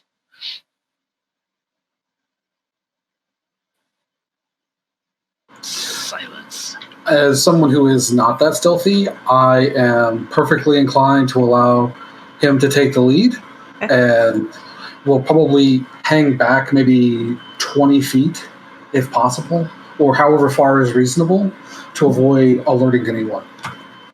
Okay. Go ahead and give me a dexterity check and apply any skill that you think would be appropriate. I don't mind you rolling and knowing what you rolled, because that is how good you think you're doing. Okay. Not necessarily how good I know you're doing. Well, before I do that, I just need to double check the update on one of the spells that I have. So how quickly do I get my mana back after casting a spell? It's on a short rest, which means that if you stop what you're doing and then take an hour to basically refuel yourself, you get all your mana back. Okay. Well, then you automatically, and then on a long rest, everyone gets all their mana back. But monks specifically can get it back on a short rest as well, as can warlocks. Okay. And how many spells can we concentrate on at one time these days? Is it one or two? Because you are a monk and using the tap and tap burn rules, you would be able to cast up to a third level spell. As a level 6 caster, you can cast up to third level. And that means that using the modified simple magic rules of multicasting, you can have 3 spells active at one time then your maximum spell level is 3. So you could potentially tap 3 spells, 3 mana each, which would be a total of 9 mana. But your character in particular, I believe, only has 9 mana. But you could. But I'm talking about spells that require concentration according to the system. That's right. Okay. Yeah, you only have to tap mana for concentration spells. If it's an instantaneous or a persistent spell, it burns immediately and just takes effect. Oh, For okay. concentration spells, you can have 3 spells maintained at once. And if you had 3 third-level spells to maintain, it would normally have to tap 9 mana, giving you a concentration check of 19 on any die roll that I make you throw on for a saving throw. Okay. But because you're a monk at 6th level, you would normally only have 6 mana because of your character level. Fantastic. So even though, you're normally able to do a lot more than what you actually can do. Okay. So I currently have 2. I currently will have 2 spells concentrated on because I'm about to go gaseous form. So I don't even need to worry about that stealth. But I'll roll my stealth anyways. Nice. Sure. I didn't roll too well, but I rolled a 12 on my stealth. Yep, but I'm gaseous formed, so at that point I can just slip under the door. Holy Hannah, that's fantastic. Okay, when you get to so it's room 14 where the is coming from, and easily can slide underneath the door. And the first thing you see in perspective is you see a giant mound of ice and toes sticking out of it. As you start coming through the door, you start pulling in more of the room. There's 2 beds. There's a desk. There are 2 bodies on the floor. Both are monks. And there is another one of these gray-dressed night weavers. And his foot is encased in a block of ice that's melted to the floor. And he has his dagger, and he's furiously cutting at it, trying to get the damn ice off of his foot. Probably so he can try to run. The window's open. He can't reach it. Okay. You do know that one of the things that the monks of the Frozen Heart do, one, they're immune to cold. As in, they don't get cold. You can kill them with a ray of frost, sure. But if you have them walk out naked in the snow, A-OK all day. The second thing that they have is Frozen Fist, which is, it's basically like a hold person spell. They shoot a fireball, and if they hit you, it locks your foot to the ground. And as opposed to being a concentration check, it has to thaw. So it keeps people in place for a long time unless they have a way of getting the ice off. The only solution that this little chump seems to have is using his dagger like an ice pick. And it is the amount of little shredlings of ice that are pebbled across the floor, and that some of them are turning to water. He's probably been at this for 20 minutes. You can see another shard left over where apparently his other foot had gotten locked in, and he was able to chisel his way out in the time between now and Sven. Are either of the downed guys Sven? Yeah. And in fact, Sven has a ghost that's standing there and just kind of standing there. This guy is furiously ice picking. He hasn't noticed you yet. Okay. Well, my action is to go solid, so dropping the spell, and I am going to shillelagh and stun him. So 2 attacks. That's my action, and then I'm going to call out once I've hit my stun attack. My stun attack goes off. I will call for Simon. Okay. Cool. Then your stun attack. Go ahead and make an attack roll. Okay. And roll damage with it while you're at it. Sure. I guess I get advantage because I'm coming out of surprise. Yeah, I have absolutely no reason to fight that. I'm not really big on surprise rounds and initiative just because of the way that I DM. But you've obviously got this guy stone cold, and you already had the spell manifested. So, so it looks like 19 is the AC I hit. Okay, that'll hit. Okay. And then it's stunning is a saving throw. So you do your spellcasting attack roll. Okay. So what was the spellcasting attack roll? Your ability score plus your proficiency bonus. Okay. Cool. I just wanted to make sure I was correct on that. Are you using wisdom or are you using dexterity with key? I made it, and then I'm going to do my second attack because I'm a monk. Because my stun attack was my second attack, as I mentioned, because I'm going to be doing the shillelagh primary. Yeah. And 18 was the other AC. Both of those will hit soundly. Ouch. hit with a bow. With the bowkin is horrible. And so the other one did 9 damage. So I did 5 damage and I did 9 damage, and he's stunned. And then I call Simon now, and hoping that he opens the door. And then I'm going to be ready to beat this guy into submission some more. You're familiar with the phrase, when all you have is a hammer, everything is a nail? Uh-huh. Well, that door, my nail. So yeah, he's got the door, and I'm here ready for the next round of fights. Now, what was the stun roll that you the roll that you had rolled to stun him as a Constitution saving throw? That was a 24. Excellent, thank you. That is very effective. I rolled an 18 on the die. I couldn't do much better. Even though that's obviously going to connect, I do like to hear the dice just so I know where the dice are sitting. I forget that you're not seeing us because I'm doing it in the roll 20. Yeah, and it helps me curve out to get an idea of how often are you guys hitting above 20, which is useful for a DM to see it. Okay. So thank you. Dave, go ahead. Okay, so real quick, I know that I can do 2 Eldritch Blasts in a turn, but does that mean I can do just 2 attacks in general? So if I hit the door, could I then also throw out an Eldritch Blast or no? No, Eldritch Blast is a cantrip, which is a spell, which is an action, and that action allows you to make 2 shots. Your attack with your hex weapon is an action, and it is a single attack, though you have Eldritch Smite that you can add on to it for additional damage if you needed to. But physical attack equals 1, Eldritch Blast equals 2. Okay, I just want to double check that. So yeah, I will take an action just to open the door. Fair enough. Right on. Or open, you come just basically trundling in. It's going to be absolutely terrifying for this guy, but he's stun locked. So he drops his dagger and just kind of slumps over a little bit and has a slack jaw at the moment. You certainly have the advantage. What's your next action? Sven looks surprised.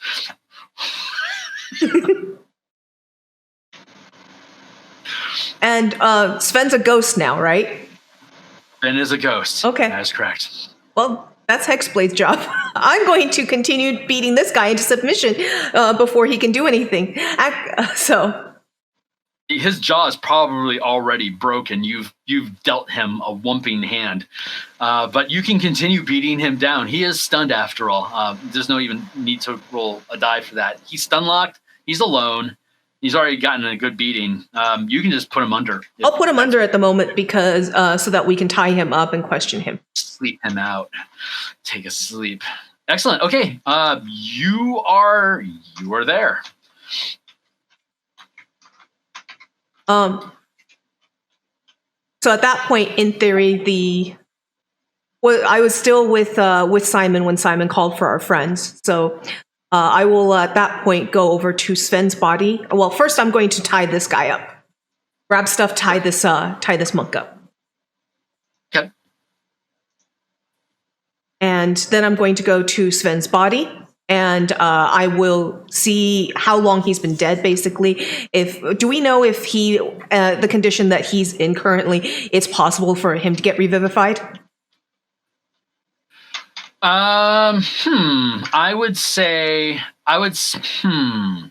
it doesn't get covered in 5e, but I think it could be allowed that if you are carrying somebody's spirit and then you return it, you have maybe allow revivify a minute to recuperate that person.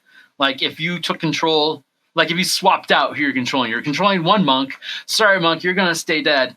I'm going to take over Sven instead. You're not gaining anything in power because you're still just maintaining a specter. But in this instance, it might allow you different role-playing opportunities. Okay. Although specters can't speak per se, but he would certainly be even more allied to you as your cousin than random monk you saved from the void. Okay, well, so, I can't revivify. That was another party member. No. Okay. No. So... but he did take over the last specter, and if he's just swapping people, I don't have a problem with him just swapping out occasionally who he's in control of. I think that's kind of a fun idea, and so why not? Let's try to break this thing and do that. So if that's something you wanted to do, if you took over Sven, and then the sorcerer came around and revivified Sven, since he's a specter that hasn't actually gone anywhere yet, I would say for the fun of it that you'd be able, when you release the spirit, you'd have a minute at that point where the spirit is technically free floating. And since this guy was bound by that Nightweaver, if you took this from that Nightweaver, which would require you to kill the Nightweaver, then yeah, you could take over Sven, and then you could theoretically revivify Sven from there, which is, I think, fun. But we would have to kill the guy that I just subdued, or get him to release it, on his own. So, but yeah, I think that's a fun mechanic. We can do that, sure. Okay. So once the guy is tied up, I will put a good berry into his mouth and wake him up. Bah! He's awake. Okay. I put my hands up, and my hands, one hand lights with fire, one hand lights with lightning. I heard you like the cold. I have some very specific questions. And if you do answer them, then I am afraid that your affinity with cold cease, and the fire lights up further. First off, are you in control of my cousin? I point to the ghost. Yes. Release him.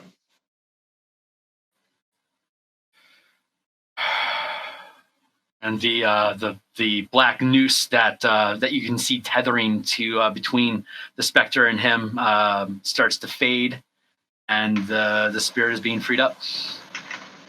So at that moment, I will whisper under my breath, "I release you," and then look to Sven and say, "Your duty is not done." And when you say that, you can feel Sven tethering to you, while the spirit at your back just kind of goes, "Whoa!" and it just fades out.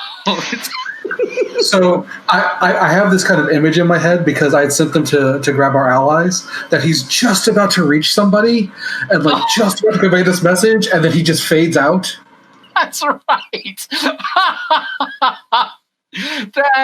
That's so sad. So they get to Brandon, let's say Dwarven, and it gets to Brandon, and then it disappears. Dwarven, point, and disappears. Maybe he doesn't even see him. It's starting to turn because he hears something, and then the spirit is fading just before he can actually see it. Yep. That's funny. Oh man! If you want to take that as a cue to wander over to the inn, you're certainly welcome to, Brandon. But otherwise, you can just play it straight and chill. But, no, I'm good for chilling at the moment. Okay. But Murray's still dressing them down over there, where he called me. Right on, yeah. As a player, again, you're welcome to engage the conversation metagamingly if you wish. I don't want you to feel like you're just kind of lumping. That's no fun for anybody. But you've got you've just taken control of Cousin Sven. Nice. What's your next act? Good. We are making progress. My lightning hand will fizzle out, but I'm keeping the fire active. Now, my next question. Why did you kill my cousin?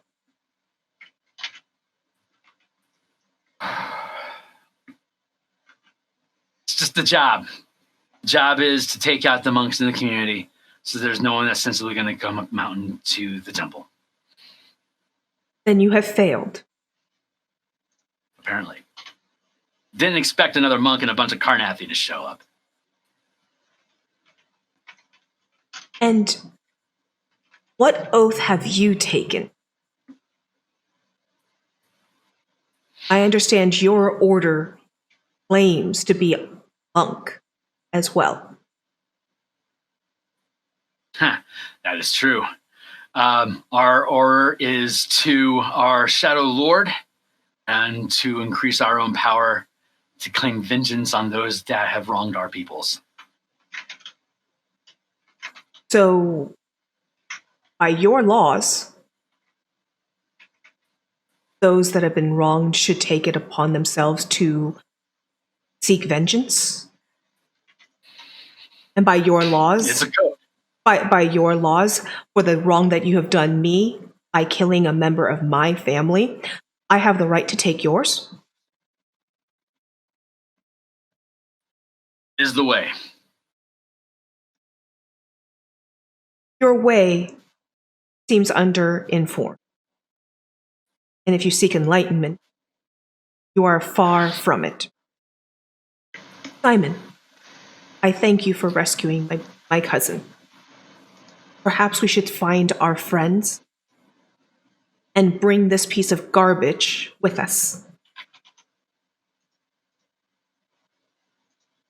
At that point, What- fire will go so- away.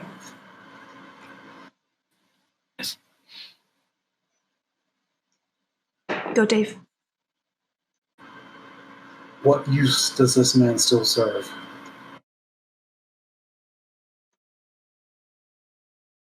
He has the opportunity to seek a better direction, to seek enlightenment through atonement.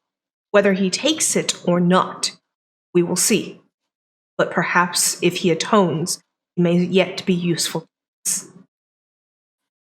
Oh, atonement sounds totally cool. I'm great with atonement. Yeah, let's be on board with the atonement train. Take me there. So I will tie a noose around his neck and then turn to the spirit Sven and say, bring him or give him your kiss. It is your choice.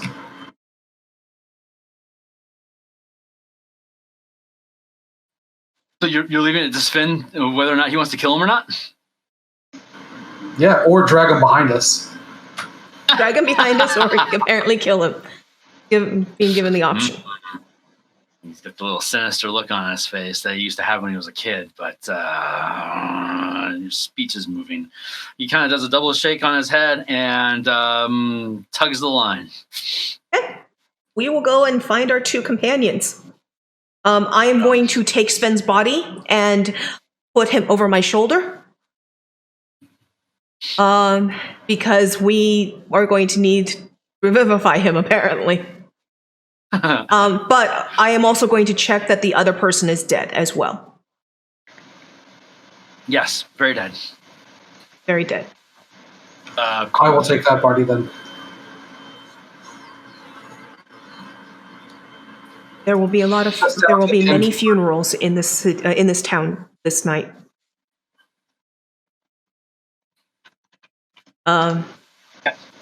You can just catch up with Dormadin at the commons area, getting general supplies for for progression. I know that we're down the sorcerer for a little bit until he's able to get back into rotation, and hopefully that won't be too long.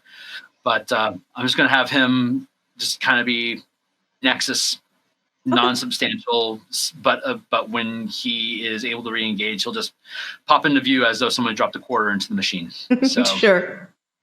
On my way out of the inn, I will stop at the innkeeper and place several more coins on the table and say, this is for the damages that those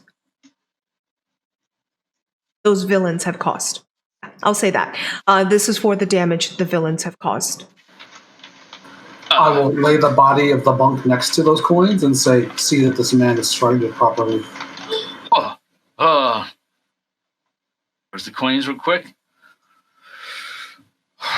Okay. Hopefully it's not too much of a mess up there. Am I at risk? No. I need to shut down. No risk. Just a bit of a mess. All right. Grabs a bucket and starts trundling upstairs. And I Let me will. go get my blood mop. On this, out the door on the street, the snow is picking up even more. Those clouds are hanging so low that you cannot see the top distant of Willow's Peak anymore. The clouds have dropped too low. There are flashes of lightning in the distance. It could be a messy day. You're heading to the commons where Jormungandr was picking up supplies for what may very well be a snowy march. Connecting is no issue. And gathering the supplies was just the cost of a few coin, which your past adventurers and missions have earned you plenty of. What's your next act? Well, I think that we were going to take a look at these iron horses and see if their little tinker might have a good way of powering them for us. Get us up that mountain faster. And these, I slap the pack at my side, these are in case we need to go up the harder way or later on when we're getting to the temple if it can't get the whole distance.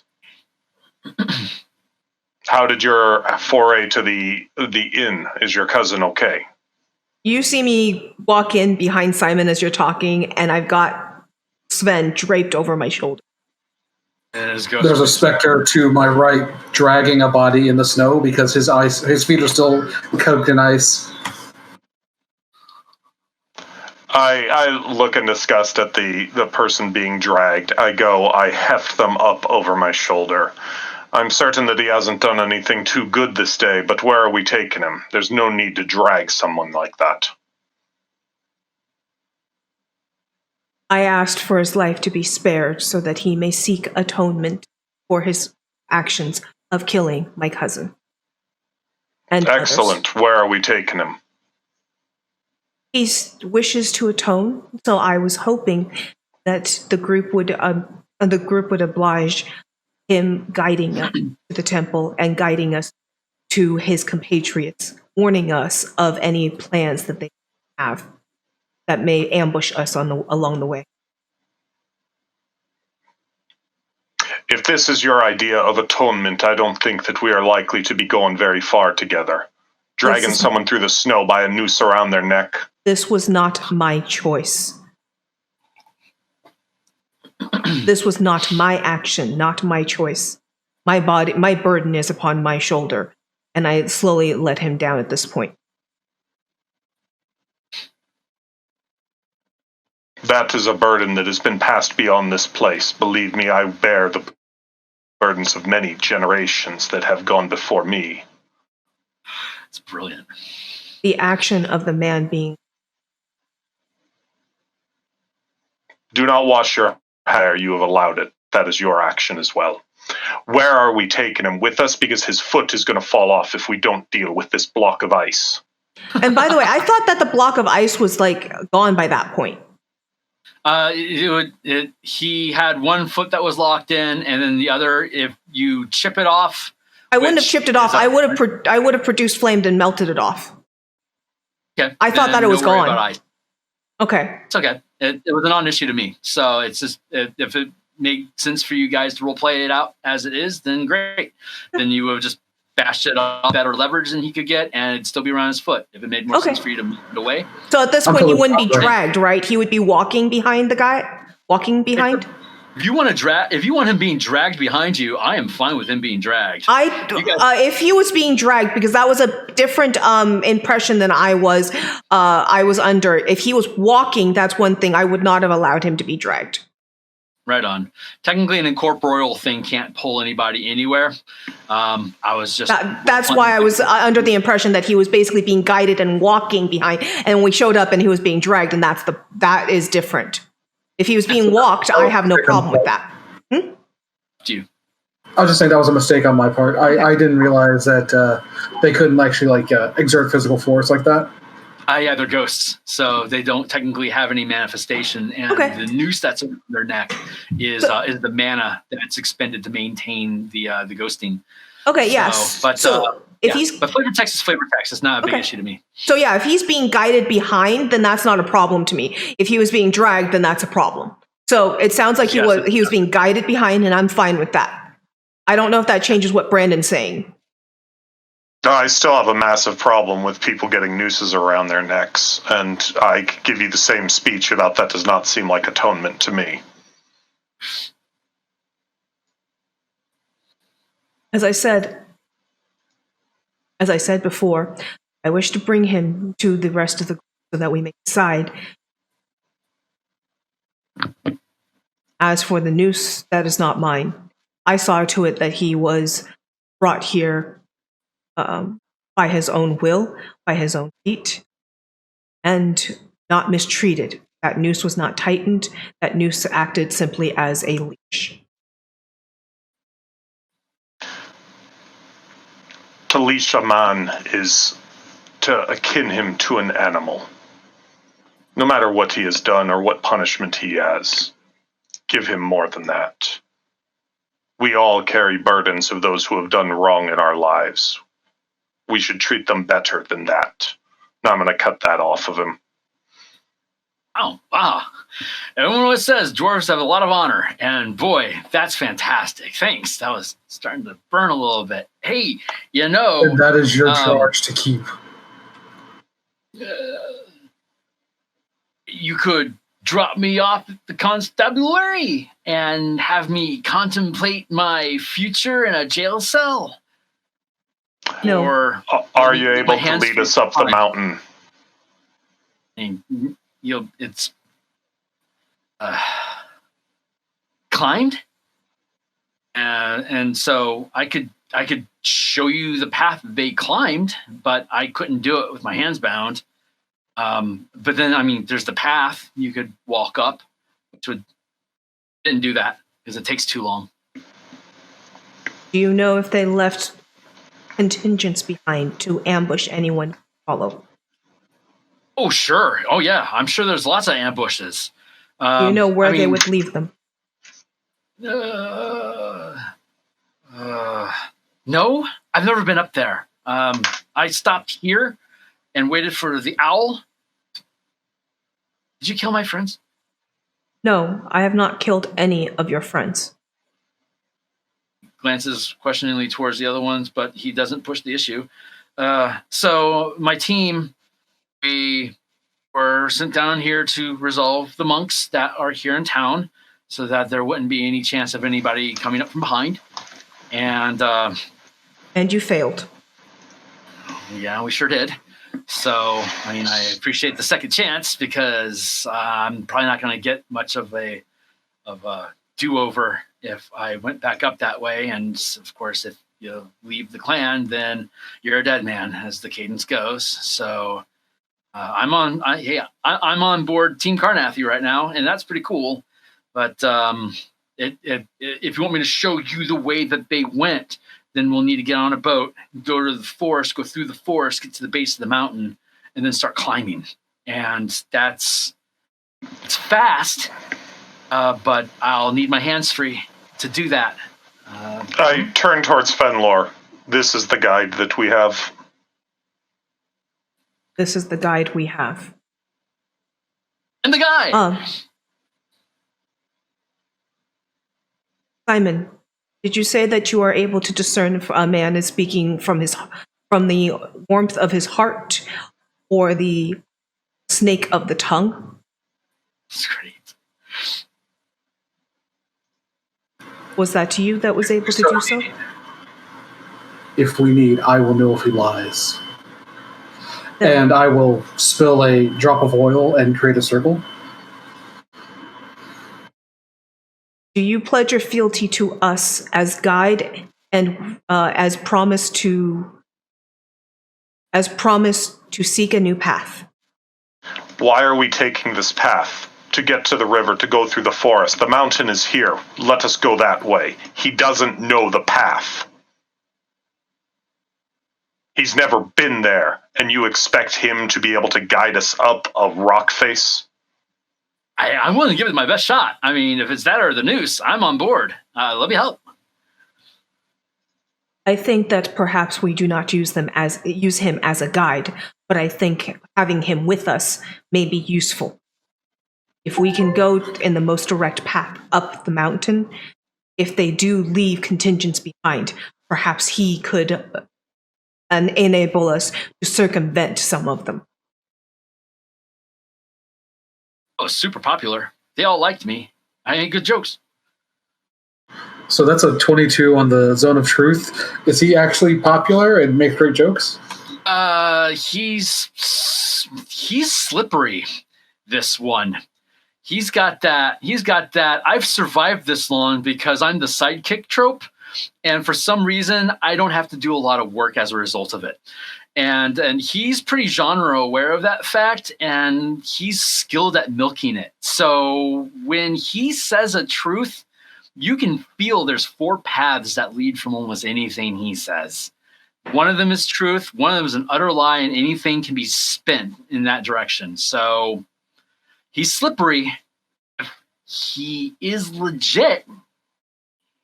People like that survive for a reason. It's not bad to be in that thought process, but he also has the trope of once the bad guy shows up, he'll A, turn heads on you, and B, try to backstab you if he thinks he's got a shot at it, and C, will certainly look for that opportunity with anybody that you run across here moving forward. So at that point, I would say we just leave him at the constabulary, if you relate that information to us. It's only a means to escape or to betray us. Then I would say we leave him at the constabulary. Happens to be next door. I'm happy to show you the path. I mean, it's not obvious. Yeah. And it would be nice to have somebody that could, show you how to get there and what route they used that, I'm at least aware of. I have to immediately take me to the constabulary. I mean, we could, find where they went. Why don't we go knock back a few pints while you tell us about the people that you've murdered? Oh my God. Sorry. I'm going to gag him when he laughs at that point. Right on. That muffles him appropriately. Leave him Can at we go talk to the man about the iron horses that might be able to make it up the mountain? Else we better get moving. Yes. Our boots are going to be trudging snow all day and night. Drop the guy off at the constabulary and head towards the tinker. Now we will see how much longer you can avoid the noose.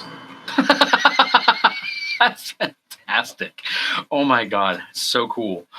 Yeah, okay. So dropping him at the constabulary, one of the clerks happily books him, gets him out of your hair. And it'll take it's a 20-minute it's a 20-minute hoof to Gizmo Dan's. And you can see that there is a small air carrier, and so Eberron, if you're not familiar with it, has airships, which has, in my opinion, a decided Spelljammer feel to it. And this is just a military piece. It's got a low profile. It doesn't have a lot of headroom. It's not built for long voyages. Basically, it's a drop ship. You load up a bunch of crew. A bunch of soldiers, load them in, get to a drop point, dump them, and then ejac out, so that the ship isn't a target for like artificer artillery or anything. So how fast is the ship? I was so hoping we could take that. A ship could get to the peak within maybe an hour or two. It's that fast. But you can. Is it going to be able to do it in the storm? It's a really good question. I don't know if any of you guys have piloting airships as a skill set on your character. Definitely not. Nope, that was never an option for skills. Nor would it be one I took. It's but I mean, if that's a question you're legitimately asking, it would either be an intelligence or a wisdom roll, and any skill set that you have that would pair with it. You're certainly welcome to make an eyeball on the weather. You grew up here, quick. You have an idea of how storms move. So you said they're similar to like Spelljammers, like they're magically powered. Yeah. Would Arcana let me pilot one? Our Arcana might let you assess the quality of the ship. That's kind of tilted askew on what is now a reinforced roof of Gizmo Dan's Emporium. It's coming into view. So a standard Eberron ship would have a control ring, which is used to bind an elemental, typically either a fire or a lightning elemental, but an air elemental could work as well. That's there because of their raw elemental resource. And this one's control ring is missing. So doesn't have a means of channeling an elemental's power into the core that makes the thing fly in the first place. If if Gizmo, I mean, they said Gizmo Dan was tinkering with horses. He may very well be trying to tinker with this airship too. So, but it would take a genius, honestly, to be able to rig shift this thing so that it could do anything without an elemental. Well, let's see what Gizmo Dan's able to provide us. So, did you guys make any kind of rudimentary roll about the weather since it was brought up, or is that something you guys are skipping for now?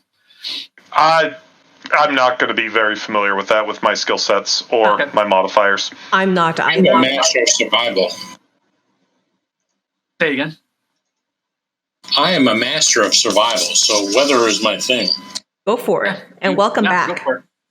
And we went to the inn. What you missed is we went to the inn, found Sven was dead. He's got a ghost up, but we determined that he is that there's the ability for you to revivify him. And you rolled a D8 rather than a D20 for the check. It seemed a bit low.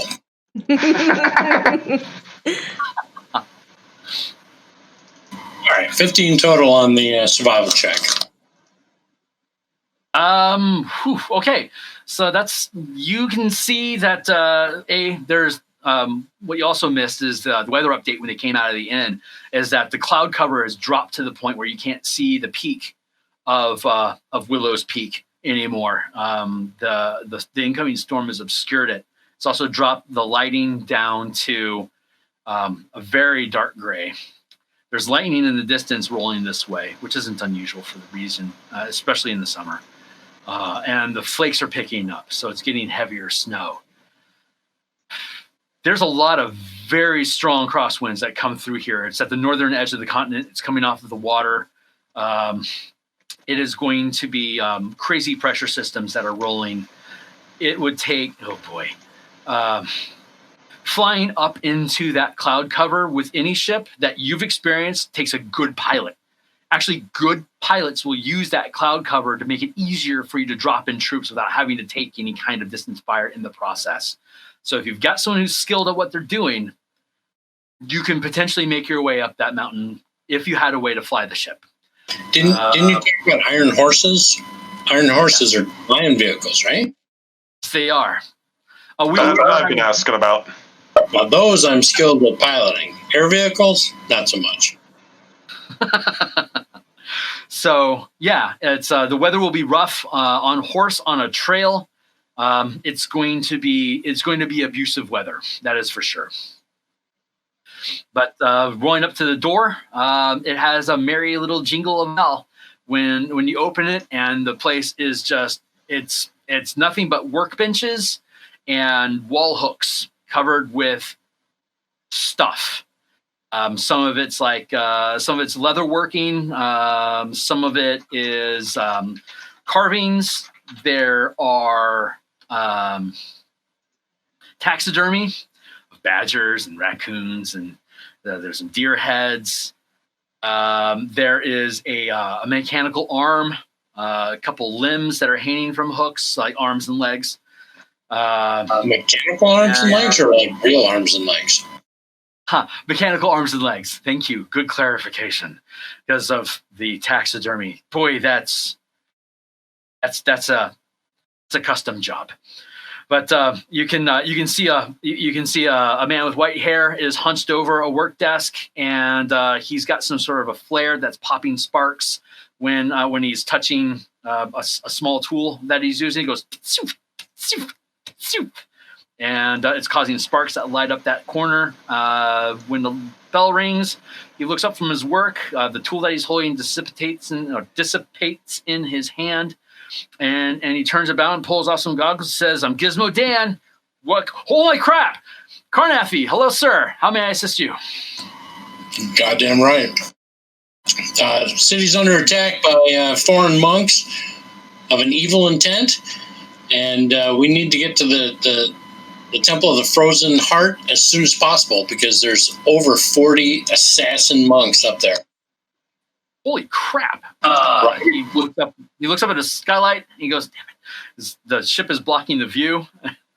So he toddles over, and you can see he's got a fake leg that he's probably custom built himself. It's an articulated peg leg.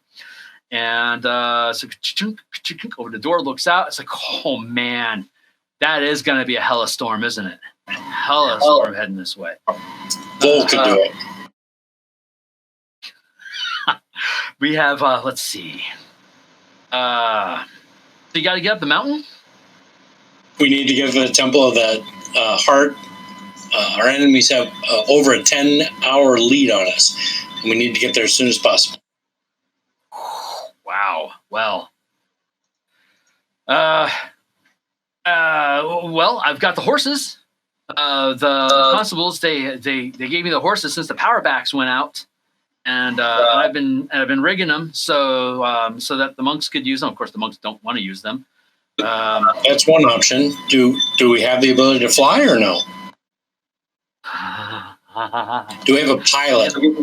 More importantly, do we have a pilot? It's a weird looking design. Anybody speak up that they're a pilot?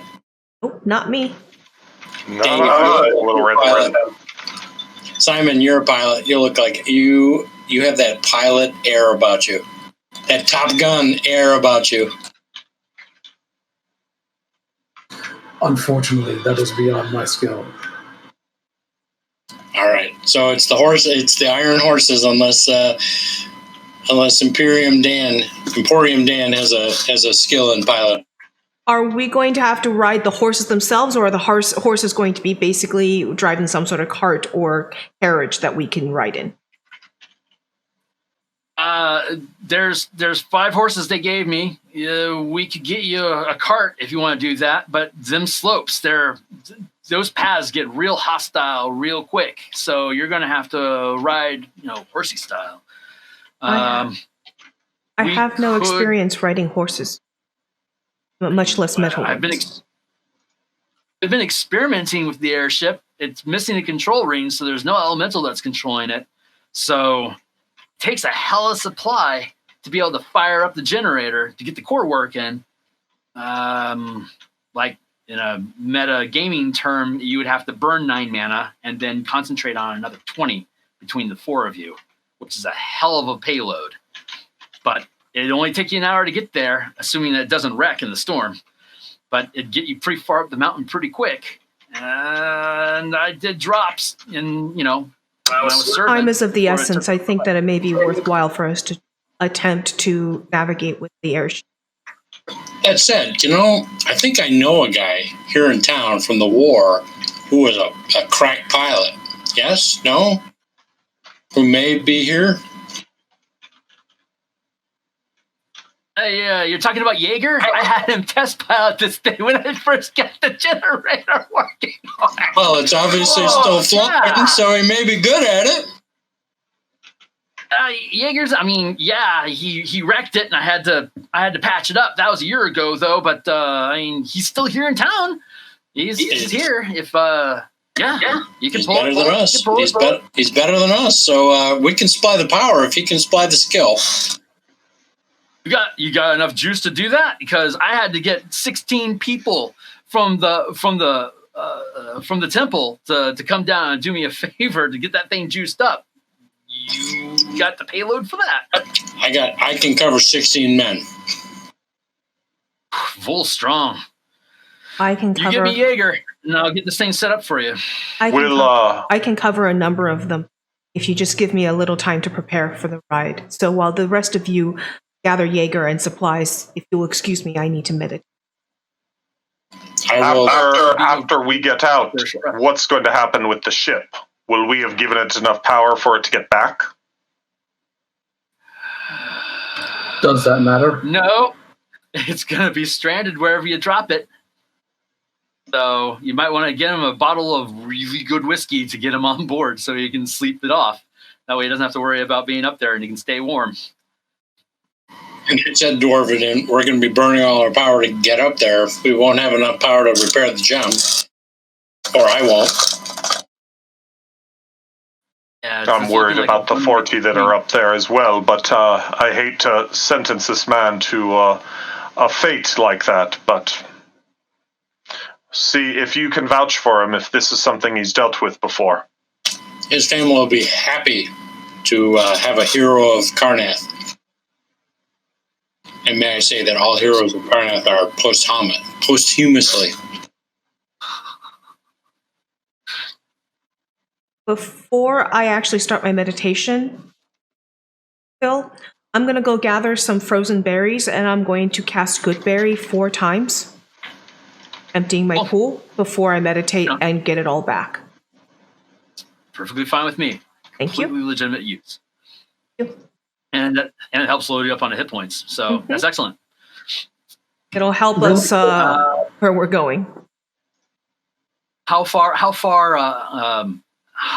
down the rabbit hole do you want to go with Jaeger? Because it can just be a hand wave of, because he's post-military. He has a duty to serve when the call is required. And I find him at the tavern. Beyond him. I go. Excuse me. I go find him in the tavern, deep in drink. I say, need you to save everyone in the town. Karnath calls upon you. Step up. I give him some intimidation if I have to. You've changed, man. Vol has been strong in you.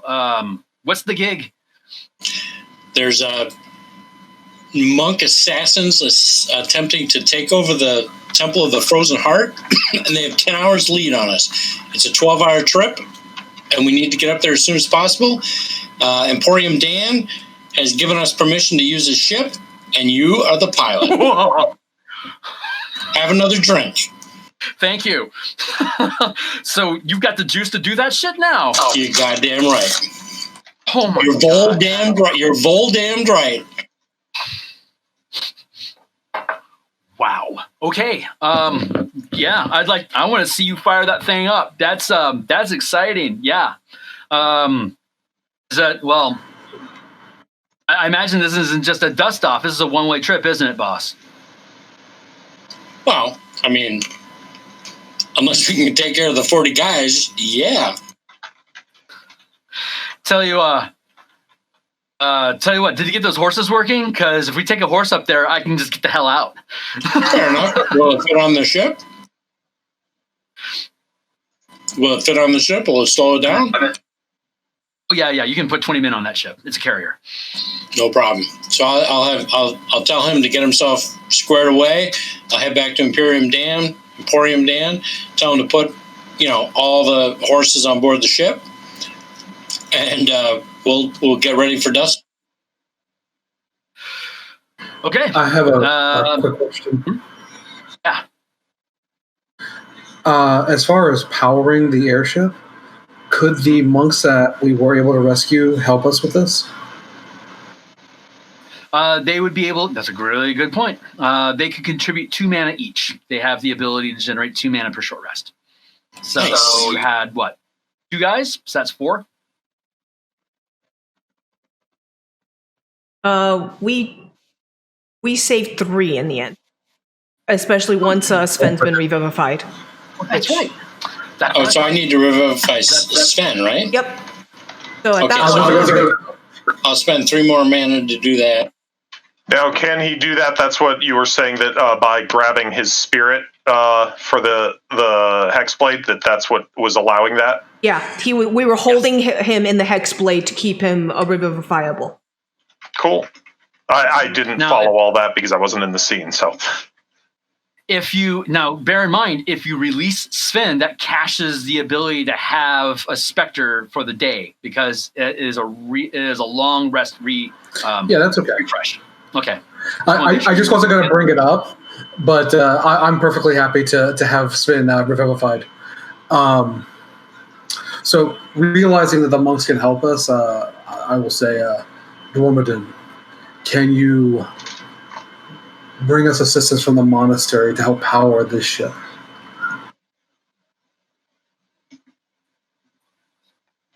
I would think that's something that our good friend Fenlar would be able to help with. I've never met the people at the monastery till today.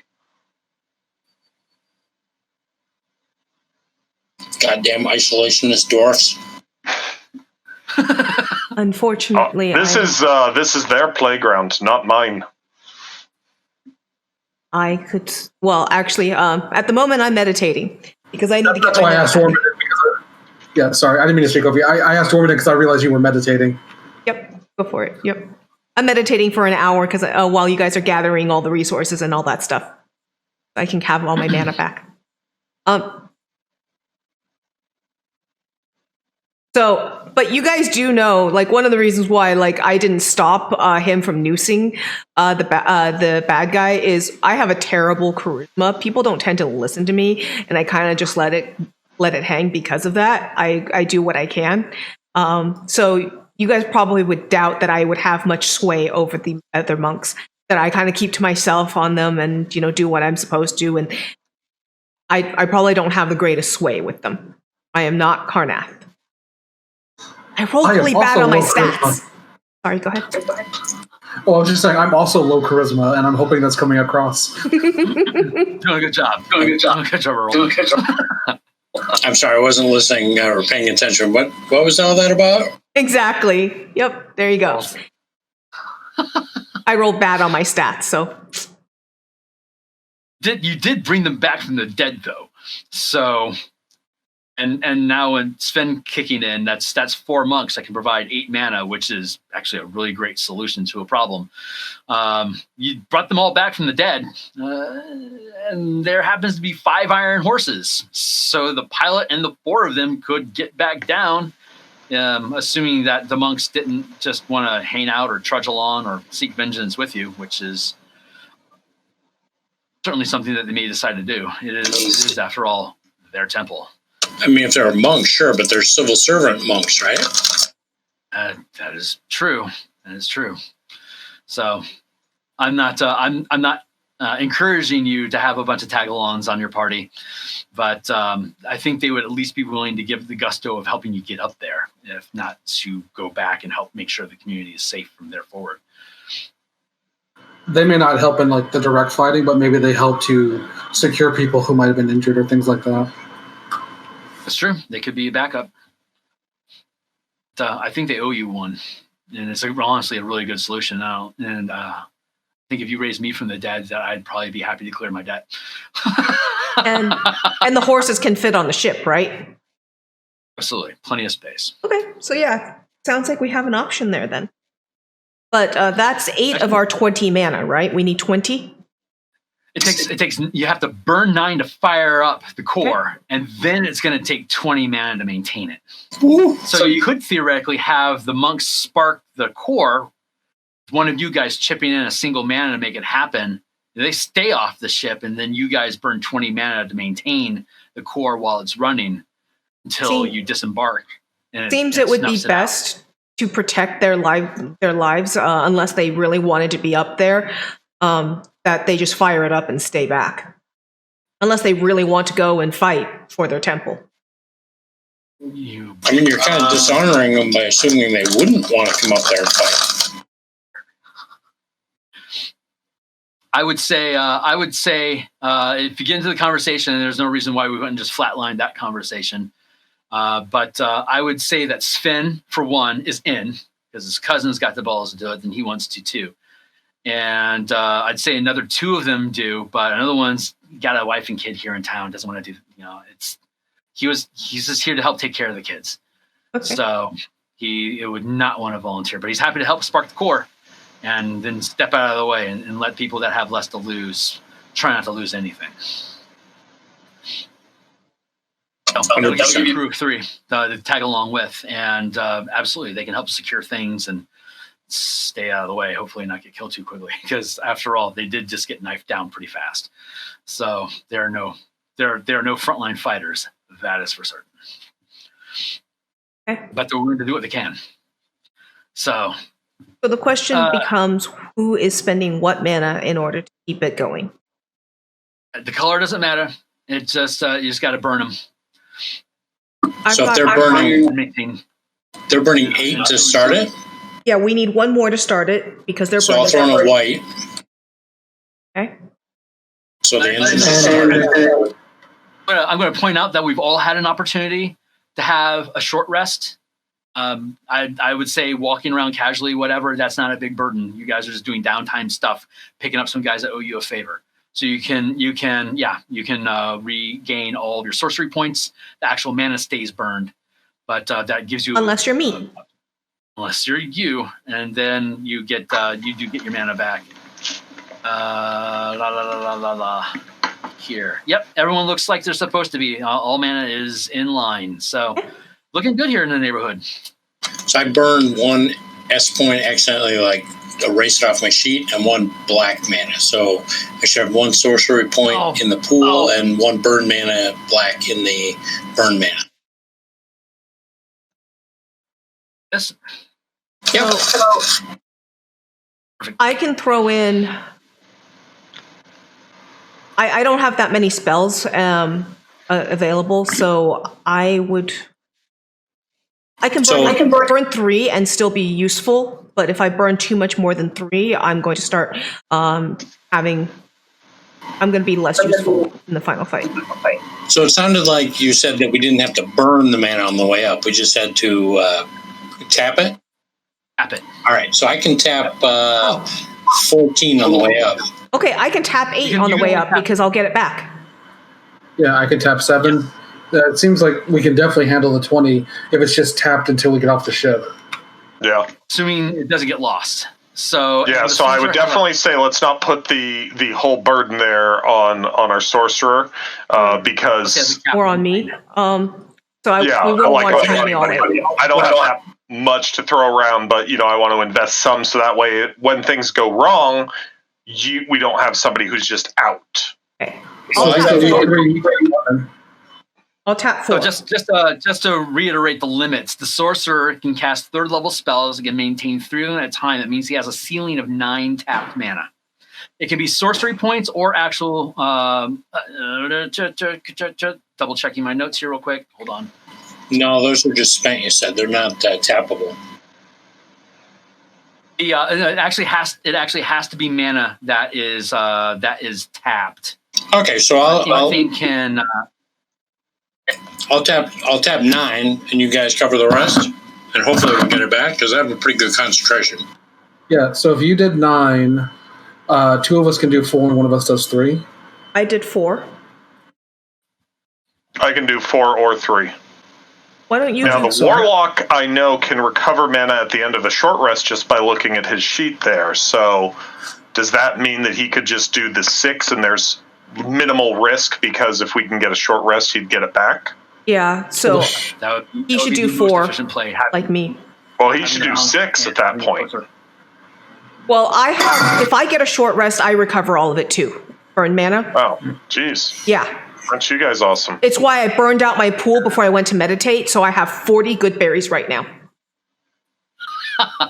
You only know plenty. That's fantastic. I told you I give candy out because all day long I make a bunch of good berries, I rest. I make a bunch of good berries, I rest. I give candy out. Absolutely. So awesome. Not wrong at all. That is so awesome. I told you that I power game just a little when I had when I looked at the spells. I'm like, there are a couple things I can do with this tech.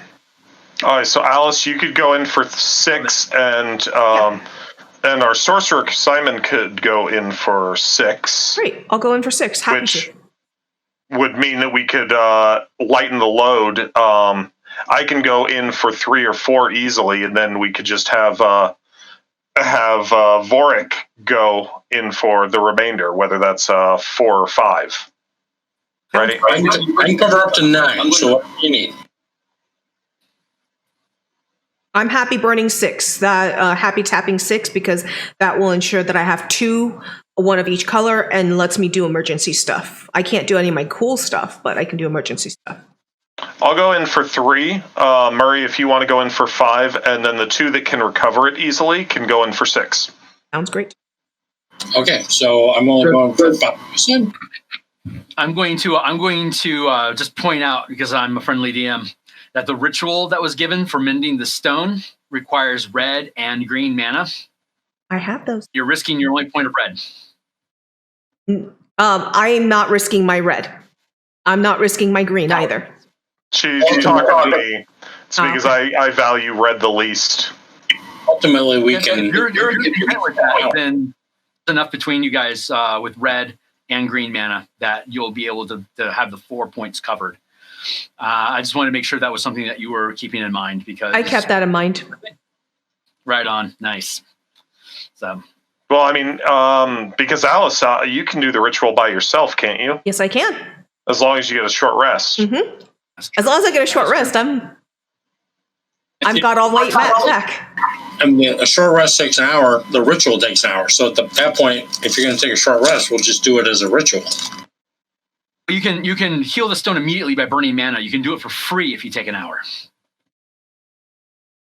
Oh, so if we need an hour to short rest, we may as well do the ritual for free. Yeah. Absolutely. Either way. Hey, so what we've got? Everyone's happy with how we have our mana settled, and we've got buffs in place to make sure that if there is a requirement for maintaining concentration while you are powering the core, that you've got all the advantages available to you that you can.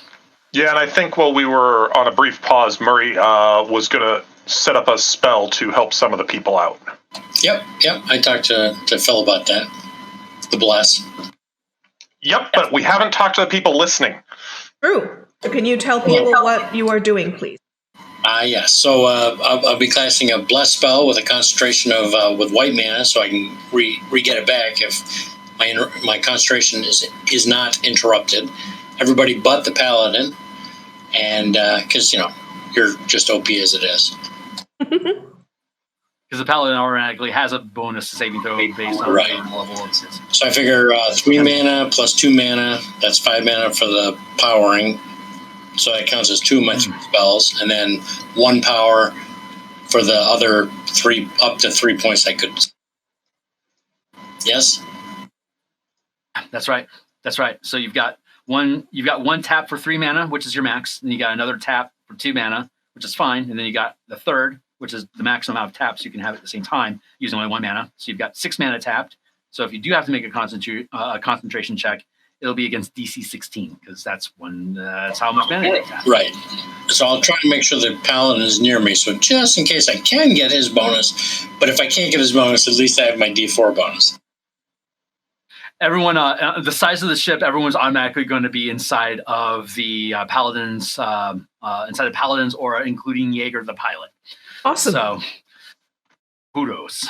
And so Gizmo Dan starts snickering, very happy that someone's willing to give this thing another go, and there's people that can do it. Takes a ladder up to a couple of levers that he pulls that releases some fastening apparatus at the bottom of the ship, decoupling it from the roof. He flips a sign that says the exhibit's closed, and you can feel the ship lurch a little bit onto its side. He takes you onto the ship, has the horses loaded in. You have you four. The 4 monks were happy to come along as thank you for your help. 3 of them will stick around. The guy with a kid is going to bow out and go back to town and take care of what needs to be taken care of. But he's happy to throw his 2 mana into the equation as well. Gizmo Dan basically hands Vorik. He hands you 1 wire. He says, "Hold that." So one thing really quick before we go, if we're going to drain these monks, do we really want them with us at that point? That's why I suggest that they they're not come civil with us. servant monks, and if they have mana, that's one thing, but we're burning that out. So My thought there is, sorry, just to step out of the character for a second. We have this abundance of good berries, and if there are people injured at the temple, they can definitely not go into combat, but help to heal the injured. I'm good with it if they are. I just want to bring it up and just see what people were thinking. Speaking of the good berries, before we actually start leaving, I was going to distribute them to people. Every PC is going to get 8, and every NPC is going to get 2.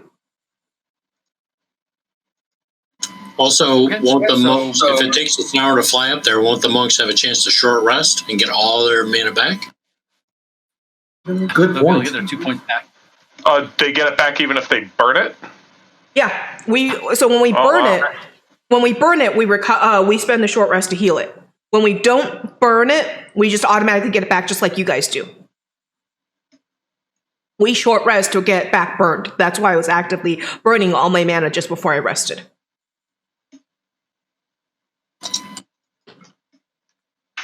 So does that sense that you want to have the three willing monks to attend with you and do backline stuff just to stay out of the fray, but help make sure that the support for the team? But once again, I definitely am a little concerned about, their well-being, because they clearly are not that geared at fighting compared to us. So, but bring them along for non-combatant aid sounds pretty worthwhile, as long as they're really willing to come. I mean, it's their temple, and they'd feel kind of shitty if there's people up there that are hurt and they weren't willing to help when there was a means to help. It's just not very Carnathy. I mean, it's the way. So they're on board, even if they already died. Everything from here on forward is bonus. So let's see what we can do to make it worth it. Hey, there's more to a good ale than a silver flagon.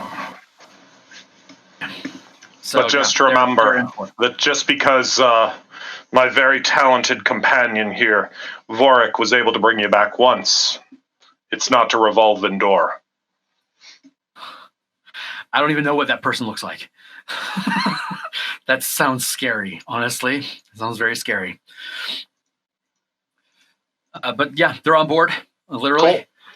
Alice, only give me a small amount of these good berries. Increase the amount that the NPCs are carrying, I would say. Yeah, okay, I will give you 2, and each NPC will at that point get 4. And you're breaking it up between 3 NPCs, not 4 NPCs, right? No, 4 NPCs. Or are you giving it to Jaeger? Jaeger's getting some as well. Cool. Don't forget Emporium Dan. Is he coming with us? Oh, God, no. No, don't let me near there. I get sick. Do you know the likelihood that thing is going to crash and kill you all? No, thank you. Have a nice trip. Yeah, exactly.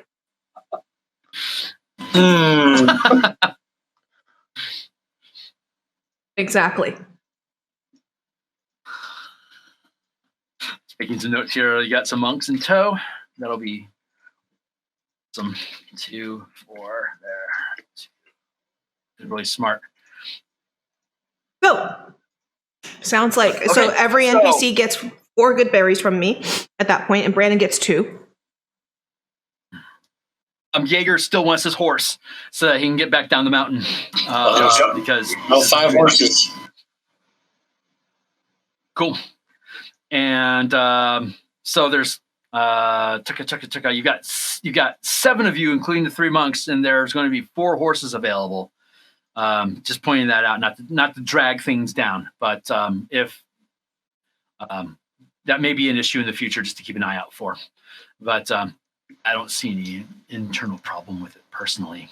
So Gizmo Dan hands Vorak, here, have a wire, and then I lick it, then I grab it between my 2 fingers. And Dormadin, here, hold this other wire, and the first one's got white paint on it, and this one's got black paint on it. It says, all y'all that are firing this thing up, lock hands so that we can juice it up, and once it's up and fired, then whoever's going to do concentration to maintain the core, you keep your hands held, and keep that wire in your other hand so that the circuit doesn't get broken. Okay. If it does, you can get a shock. I don't want to see that happen. You all seem like good people. So, sparks. Jaeger just hits the button and goes pounce, and you feel a shock, Vorik, in your teeth. Chow kicks through you, bam, bam, bam, bam, bam, goes down the line to everybody that's in line, and Dormadin, you can feel it coursing out of you on the back end. And when that hits, those wires are fed into the power core, and it goes lights up and starts spinning up, and there it is. It's the telltale hum of a properly operating airship core. Jaeger does a check his to check his angles on his fins moving around. Looks like everything's on set. And he says, we're good to go. Gizmo, are we clear? And he says, you are free and clear. Last chance to bail. I give him All right, let's do it. There you go. Last chance for you to get out of here. He kicks off and drags his ass down, scrapes across the roof, and then goes and then roams back up. And Gizmo's like, that's gonna take me all week to fix. And the ship shoots off towards Willow's Peak, and it's the winds are choppy. So he says, Jaeger just shouts back, just grab onto something with your feet, I guess, but keep your butts on the ground because we got a lot of chop, and he's not kidding because you guys hit the clouds, and it immediately tries to roll you guys. Jaeger is fighting with the stick. His windows are glossing over with snow and freezing over. The horses tip over. After a few moments, that chop clears. Above cloud line, there's huge winds that are just pushing these clouds across the sky, and his butt is constantly doing this tail wiggle thing. Says, how far up the mountain are we looking to get? And you guys are welcome to grab the green mana token, which I have here, and you go ahead and tell me how close to this Willow's Peak you want to actually get. That is the end target. Each one of these steps here to here to here, that is an hour of foot, which means it's about 20 minutes on horse, on Iron Horse. Once you fire up that mana, once you get their core fired up with 2 mana a pop, you can get the horse moving, and it's 3 times as fast as people are. So an hour on foot's 20 minutes on horse. I think we have it marked for you on where we want to be on that final crest. On that final, that should be far enough away with the amount of snow that's coming down that there's a good chance they won't spot you coming in. Can I make a suggestion? Yeah. If we have the cloud cover, why do we not circle around and come from the other side at the top of the temple? You want to drop in on top of it? From the other side of the mountain where there is no path. Right up to the temple as well, right? I mean, why go on the path? Let's get to the temple. Well, the question on that is, I think the GM is giving us, this is where the air current is currently catching us and allowing us to go. So I think if we're going around that, then we're going to start getting buffeted. I believe that was what was the concern, because I know that I would rather just basically be fed up to the steps, like in Star Wars, where you land right on the doorstep of the place. But the way that it was being talked about, it sounds like the weather, the inclement weather, when Boric made that check earlier on the weather, it sounds like basically if we go out of that sheltered area, we're going to start having crashing issues. Potential crashing scenario. Yes. Tell me, Jaeger, do you have the skill to do this? Hold on. I'll show you here that anything above this line is going to be a potential crash due to wind. Anything below that is he can set you down and everyone's fine. But anything above that is potentially a crash scenario that I'm going to end up hitting you with attrition. Just metagamingly speaking, you can tell that from how heavy these currents are and how bad that butt is wiggling, that if he tries to touch this down for you guys to actually be able to disembark safely, there's a good chance he's just going to ram it into the side of wherever you're at. So the goal is to hit the side of the temple coming blazing. Go for it. There, just to step out of character for a second, there's a temporal component that applies here, which is we have approximately an hour to get there. Mm-hmm. And so I think it's actually worth it for us to risk crashing to prevent the monks from being killed. If we risk crashing, realize that is basically going to auto burn all the mana that we just lost. So we are going to have to spend another hour. If we concentration check. Yeah, what is the hour time frame? Where did that come from? An hour is 2 the hours? travel time. Isn't it 2 hours? It's 12 hours to the top. They're 10 hours ahead.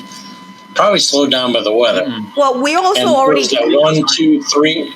Is he talking about 3 hours shy of the time? We also already got a message that the temple was already attacked. Yes, so that I'm just wondering sorry. where we have 1 hour. I'm not certain where that time frame came from. Yeah, they've been at the temple for I multiple missed hours. that the temple was already attacked. I thought that message about the temple being attacked was the one in the town. Oh, yeah, the one in the town said, the bird in the town told Vorik that the temple's been attacked. The temple's been attacked. So that was a while ago. Right. That was over an hour ago. Yeah, and so the Right, bird no, had to I fly missed down that. through the storm, which wasn't Which- bad at that point. But we were told that that's a 3-hour flight for the bird. So that's already they've already had 4 hours with the prisoners. My thought here is that they're probably sheltering in the temple till the storm clears, and then they're hitting the bricks. Mm-hmm. So the question becomes: are we willing to lose the mana that we have? We're charging this with, because that's part of the issue of risking crashing, is that we are going to increase our risk of losing that mana, and then we're going to need another hour once we land and hide somewhere to recover so that we can actually function. 100% we're willing to risk it. Okay, I'm down. then we risk it. Yeah. Let's go. Yeah, I think just as How far though? Well- How far of a risk? Because it Brendan, take the court. I would say that it's up to Jaeger to basically determine when he wouldn't be able to really get us further. That if things start getting too bad for his skill. I can wreck this thing anywhere you need it, boss. I got a horse to get down. Wow. I remind him, it's like Indiar when we were in the Star Peaks. You got to land us like precision landing right on the Boss, I don't know about precision landing in this kind of wind. You tell me where you want me to set it down, and I'll do my best to dust for you. And we'll see what happens. You get as closest to the top as you can, and when you feel that you can't go any further and you're going to wreck the thing, you stop and we'll get out. All right. As a DM, I am opposed to making dice rolls when it makes a difference. So what I'm going to do is ask somebody to. I'm going to scoot this aside here. We got 1, 2. Each of these points is an hour on foot or 20 minutes by horse. 1, 2, 3, 4. I'm going to ask you guys to roll a D4, and we're going to start at 1. And whatever die roll we get, 1 to 4, is where he can get when he ends up crashing the damn thing. So if he rolls 4, he's going to literally crash it at the gate of the temple. If he rolls a 1, then he's going to wreck it down here somewhere. Wreck it. So we're asking him to do one step less than wrecking. So maybe D4 -1. But let me ask a question. Can I sacrifice my last inspiration to help him? It's not an actual die roll, but I would allow you to re-roll the 6-sided die divided by 2 with your inspiration. Why not? That sounds like a perfectly justifiable use of inspiration, and it's actually really flavorful. So going with what Murray's saying, that basically you're effectively giving us a percentile chance. When are you going to wreck? Well, when he gets to a 50% wreck chance, that at that point sounds like, hey guys, I'm out to me. And so that we would have that ceiling, and then we can see, did we actually make it that far or not? Okay. So I would say, yeah, let's do a D3 to see how far he's willing to go before he's too freaked out to proceed. And if you want to use inspiration to make that die roll go a little bit further, I'll let that stick. That'll allow him to drop you guys off without necessarily burning your mana. Depending on how close you get, I'll probably make an attrition check just because the mechanics are fun. All right. Simon, you roll because you came up with the idea, brother. No kidding. Good one. Wait, what? Roll a D6, have it, and that's... I was just being joking. Sorry. I will. This is awesome. What a great solution. I love it. You're the one that is giving him the inspiration point. You got to give people inspiration points, man. That's a 3. 3 is good. 3 is good. He rolled a He 3. rolled a 3. So He rolled a 3 on the is- D3. He rolled the D3 actively. Nice. Good job. Okay, cool. So you guys can. He will dust down here and give me a Constitution saving throw because it's going to be a rough landing. He's going to be Okay. scraping face on it. Oh, so we can't get past that? That is as far as he's going to get, which puts you 20 minutes away on horse. Okay. So it is about where I marked we wanted to go anyway. Just about. I'll use something more precise just for precision. He's going to hit here. And 19. If everyone makes a concentration check, he'll be able to hit and be able to dust off. Boy, I He's going just to made mine with a 16 it's going to go down. Oh, go ahead. You're giving us a +5 to the check? I give you a +5, and Murray's giving you a +D4. Oh, plus D4 from Murray? I thought I was only getting a 1 from Murray. Well, 22 if I'm only getting a +1 from Murray. So if he bottoms out, I'm on a 22. Okay. 10 plus your. You only have 8 tapped. The +5 helped a lot. No kidding. Paladins for the win. Even without the +5, I made mine 16 plus 5 plus D4. Cool. I came in at an 18. It looks like 19. everybody cleared their mana needs. Cool. Okay. He lands the ship. He doesn't scrape face too bad. It could take off again. You guys sure you don't want me to stick around? We will jump out. You want.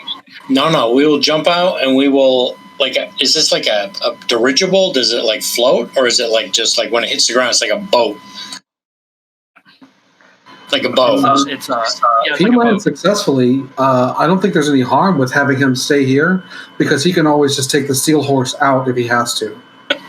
Yeah, and I think it's If dangerous. it's hot, I'll bail. If you're cool with that. I'm not going to die for nothing. Yeah, Stick around if I can. And then we can ride abreast on the steel horses the rest of the way. my guess is they've set traps for us or ambushes along the route. So riding down, you might be risking your life riding down rather than just hiding up here somewhere or hiding in the boat. Boric? Oh, jeez. I had specifically asked about that while you were AFK, and the answer from the prisoner that we had was they absolutely did set ambushes for us. The guy just didn't know where the ambushes were set, but I tried to probe and get information about where the ambushes would be set for us. Right. So, I mean, riding through the ambush from the backside probably would be okay, but you are definitely risking your life. So, like, if he can sit here and hide till the storm breaks, he's probably 100% safer than if he tries to ride down the slope. But if he has to, he has to. Yeah, I'll stay put. Thanks for the tip. With the monks. With the monks. With the monks. They'll help you. They'll protect you. Monks are deadly, even without key powers. Excellent. Yeah, okay. Monks are like, do you want us? I mean, we'll get there. We're not concerned about the cold. We'll get there eventually. Do you want us to trail you guys and show up and help take care of people? Well, as long as they can trade on the horses with us, just We'll saddle. Stay with the boat, man. Stay with the ship and protect the pilot. And like the best you can do to protect the monks that are injured, if we can get the monks, we're only 20 minutes away. If we can get the monks back to the ship and then back to town within an hour versus bringing them down the slope over 12 hours, you've saved a lot of lives. Oh, okay. When you say it like that, it makes a lot of sense. And we will grab the 4 horses and we will head up. Cool. I think what I will do is grab your characters here real quick because I think we're hitting a pretty good stopping point for the day. But I don't want to leave you guys hanging though. So what I'm going to do is I'm going to grab you guys in here on the map. I'm going to use the tools that we have here to copy your characters. Then I'm going to roll over to the next screen. I'm going to characters off. Everything should still be reading properly. And then I'm going to pick up the screen. I'm going to move you guys over to what will be the next scenario. You can see the scale here. Those are horrible drawings of you guys, but you're actually almost about the right size. So that's near proper scale for your characters. You're actually a little bit big, but these little horrible doodles that I did of your characters here give you a sense of scale. Like this front gate here. This is a side view, and it's super sloppy. But this temple is, you'd have the approach, and you'd be approaching from way over here off screen, like way over yonder. And this is a courtyard that is walled in with high walls. Stairway that goes up here to the shrine proper temple. This is all built around a giant tree. That's why it's called Willow's Peak. Willow's Peak has a giant willow tree that has grown at the top of this, what's become basically an outcropping glacier at the top of this volcano. You can see underneath it is basically a large brick and mortar and wood reinforced, basically underbelly building. And then you've got the shrine here. Then this all works up the trees. The shrine and stuff is all built around the tree. And then you've got another structure that's further up here. So this is basically the flow. You come in through the door, you can come in through the temple. And then once you get to here, you can either go down this way or you can go up the tree this way. You're not really sure where you need to go. None of y'all has ever been here before. But the monks, before they depart, can say, go down. That's where we all do our living stuff. That's like the barracks and daily stuff. You go up, that heads to the library and the cloistered studies. So, and then if you go through the temple straight back, that's the back here. That's basically a really big deck where we'll do meditations and stuff like that, looking out over the sea with literally nothing in view but coastline. It's honestly really gorgeous. If you have a moment between killing things, I recommend you take a second and check it out. It's gorgeous. But I don't think that the coastline will be visible in the given storm. It's true. That's true. But if you have time, it's really worth checking out. After we're done killing things. Hey, so having made all of us making our concentration checks, do we all get our tap mana back? Yes, you do. You go ahead and refund the tap mana. So that should spare you guys the need of taking another hour to recuperate that before you can head on the horses. You can pretty much gun out. But this is a pretty good stopping point. So when we catch up again, we can start strategizing how you want to tackle this place, how you want to approach it, your thought process is going to be. Next session will be part 2. Before we close up part 1, though, we have a tradition here on BWK where we go through a short feedback section. And this is where we can pontificate a little bit more and ask questions and feedback and such. So why don't we start with Murray? I know that he was very interested in several aspects of this. Murray, why don't we start with you?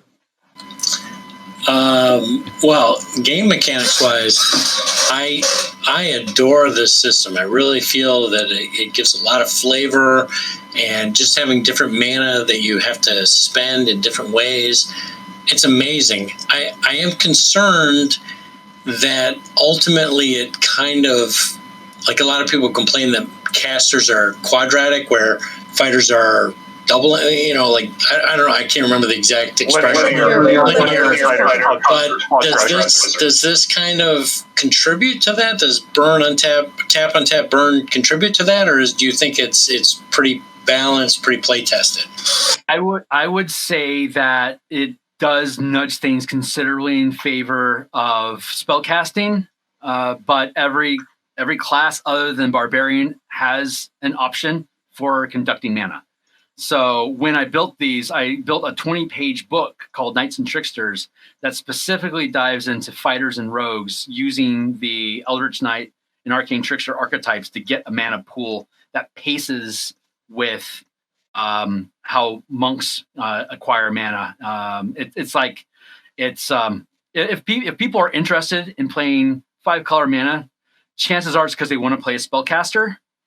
And that probably means that everyone involved is going to be interested in that. So there is things in the works that hasn't been published yet because it needs more testing that creates martial mana that gives like combat maneuvers and things that fighters and paladins and rogues and barbarians can use to have their own mana pool that isn't actually spells being cast, but like buffs and mechanics and things. That's not going to be for a while. But if you put this against like a normal fighter, like just a standard fighter, he'll probably feel like he's not getting all the advantages. Well, let me ask you a question. In a given combat, any one given combat, does this make a caster more powerful, or are they the same, or are they? Because that is actually the crux. Like that matters more than anything. Yes, and that's why the concentration mechanics are so cruel to spellcasters. Like I could literally hit you with a chill touch, or I think that's the name of the spell. It's a ranged touch attack.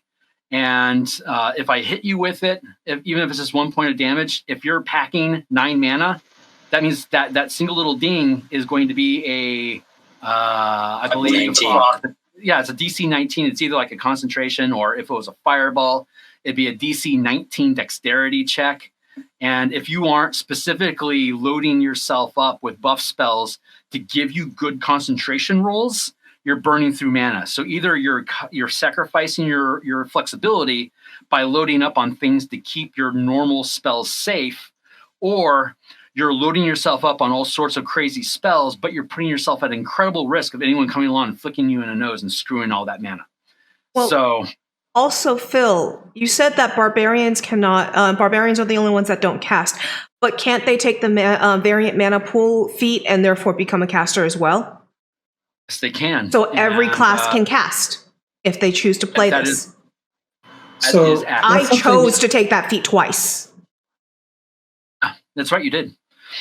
Which made me, which powered me up because I was very, very careful and wise about the choices of spells I chose.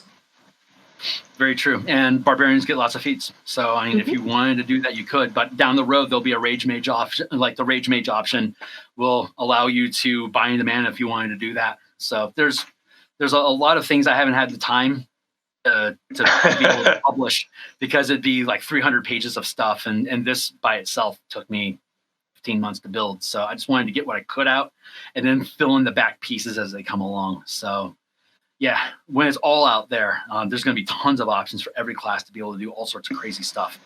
And then it'll all scale properly. Right now, fighter and rogue and barbarian that don't take any mana aren't going to be able to enjoy any of the mana mechanics. So that is I would say that is a caveat that I'm willing to make. But if your DM is smart about keeping it mixed up of what kind of saving throws you have to make, if you're hitting with Constitution and Charisma and Strength and Dexterity, your team's going to start failing Constitution. It's going to fail concentration checks, and then that means that it's doing what it's supposed to do by burning your mana. I mean, I really I love the flavor. I mean, what a great system. Yeah. You know, I like, and I hate concentration, just having one concentration spell. So I love this in that you have a little bit more options, you have a little bit more risk, and the whole thing where you can, like, I was risking 6 mana for 3 spells, or I could risk 3 mana for 3 spells, or 9 mana for 3 spells. I like that. That's really cool. Really cool. Yeah, and by the DM, if he doesn't like that, he can just say, no, we're just going to do a single concentration like normal.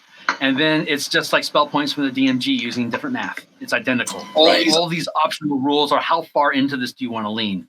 So if you're like, yeah, this is overpowered, I don't want that for my game, then great. Limit them to 1 spell like usual and back the concentration off to be just like the player's handbook. And all they're doing is just using spell points of different colors for flavor. And that technically is 5e balanced exactly the way it was intended to. It's just the math is less sloppy. So it's just how far does your DM like leaning into this stuff? And I love leaning full tilt because it's awesome. And Dave, what about you on feedback? Well, it's not so much feedback as more just a question. Like, we're using the Eberron setting, but because the dynamic of play changes with this subsystem, have you considered working on like your own customized setting that fully realizes these different aspects? Yeah, and that would be something that I could because it's Magic, and that's a Wizards of the Coast IP, And because it is D&D 5e, it made sense for me to publish on the DMs Guild because they'll actually let me use Magic the Gathering IP for source books and stuff, which I absolutely wanted to lean into. Plus, it's respect because it was, after all, the Magic system that made me think of all this in the first place. But there's enough diversity in the mechanics that isn't IP that I could reformat in a very different way and then be able to publish on the DTRPG or as a Patreon thing or however I want to do it. Outside of DM's Guild is mine. And there are a lot of different ways I can do this. The long rest, short rest is an arbitrary mechanic that the player's handbook created that I honored.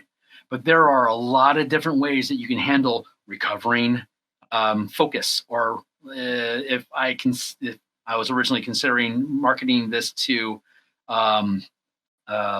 for Legends of the Five Ring, which also uses 5 colors for the 4 elements plus void, you could easily do Rokugan with this in a very different flavor, and their recovery mechanics would be completely different from the long rest, short rest. So as a building system, there's a ton of options that you can go into that I'm limiting what I'm going to do on the DM's Guild specifically because this is a space I want to play in the future for my own setting once it's proven itself to the community in general. There's a lot of options. Anything else you wanted to ask or talk about, Dave? Well, I just want to say I did enjoy playing with everyone, and definitely thank you for hosting the game. It's very much a interesting subsystem. I realize as the Hexblade, I don't get as deep into it as like a full blown caster, right? I try to at least honor that with my spell selection, though. Yeah, but right. Again, just super thank you for running the game. You guys are all great players. It's I never know what people are going to do or what pillar of adventure they prefer to have between combat, social, or exploration. And you're a great team. You're a legit great team. You're using your characters. You're getting into the lore of it. You're using mechanics to complement the flavor. I don't think a DM could ask for anything better, honestly. Thanks for being here. Well, thank you. Thank you very much for the compliment. Brandon, what about you on feedback? Well, something I mentioned when we were off air, taking a brief pause, but one thing I really liked was just and Eberron, by all means, that's part of the buy-in on the Eberron campaign, but they took the aspect of magic that you've got here and infused it into to make the lore meet it. And so the monks going out with their recursive mana and lighting the street lamps effectively by fueling them with mana. First of all, it made me feel like I was in Eberron, but it also really lined up very well with the mechanics that are in the system. And I liked that because when your system can reward your lore, that to me is interesting and worthwhile. So that's something that I really liked.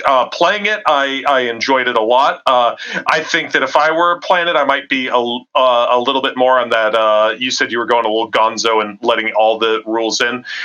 More on that simplified magic where there's the couple of spells that you get to do. And other than that, when you burn a mana, you by all means are using that mana effectively. Yeah. And I think that would definitely help fighters, barbarians, and rogues, other classes that aren't going to be as caster-oriented, feel powerful still. That simple magic mechanic, I think it's page 31 in the core book. Basically, the spells that are listed there are mostly spells that are rituals. So, and ritual magic in the player's handbook is if you spend 10 minutes, you can cast this spell for free. So the idea of simple magic is that, well, this would be a free spell if you just wasted your time casting it. But that's dumb and impractical sometimes. So why not have a mechanic that lets the character risk something for an immediate reward, which is where the tap untap piece of it came in. And once that became prevalent, it's oh my God, this really does have tapping and untapping magic. How far in do I want to lean on that? And then obviously in this one-shot scenario, it's full bore, do it with anything you want. But yeah, the default assumption is that the only time you can reclaim or untap mana is if you're using basically a spell that's already supposed to be a ritual. Mm-hmm. So it doesn't actually cost you anything in the first place. But this is, you want it for free right away? Okay, if someone knocks the concentration out of you, then you're going to burn that point. but it's going to have to be the same color that you actually cast, as opposed to using any color to cast. But yeah, you're right. Otherwise, you cast a spell and it's burned, just like normal D&D. Now, that said, this was, pretty awesome to see some of the different options that were available to different characters in this. And, as a frontline fighter, I threw my hunter's mark and I'm like, I don't know if I'm going to get that mana back, because I'm hoping that they're going to be engaging me over engaging the back line. Right. Yeah. So, anything else you wanted to add, Brandon? No, I'm good. So on feedback, I definitely was trying to play to the adult mind that we were talking about, Phil. So, for players viewers who are watching, I chose incorrect words or talk kind of funny at times on purpose, because my character is literally on the spectrum, having had his mind taken partially away from him.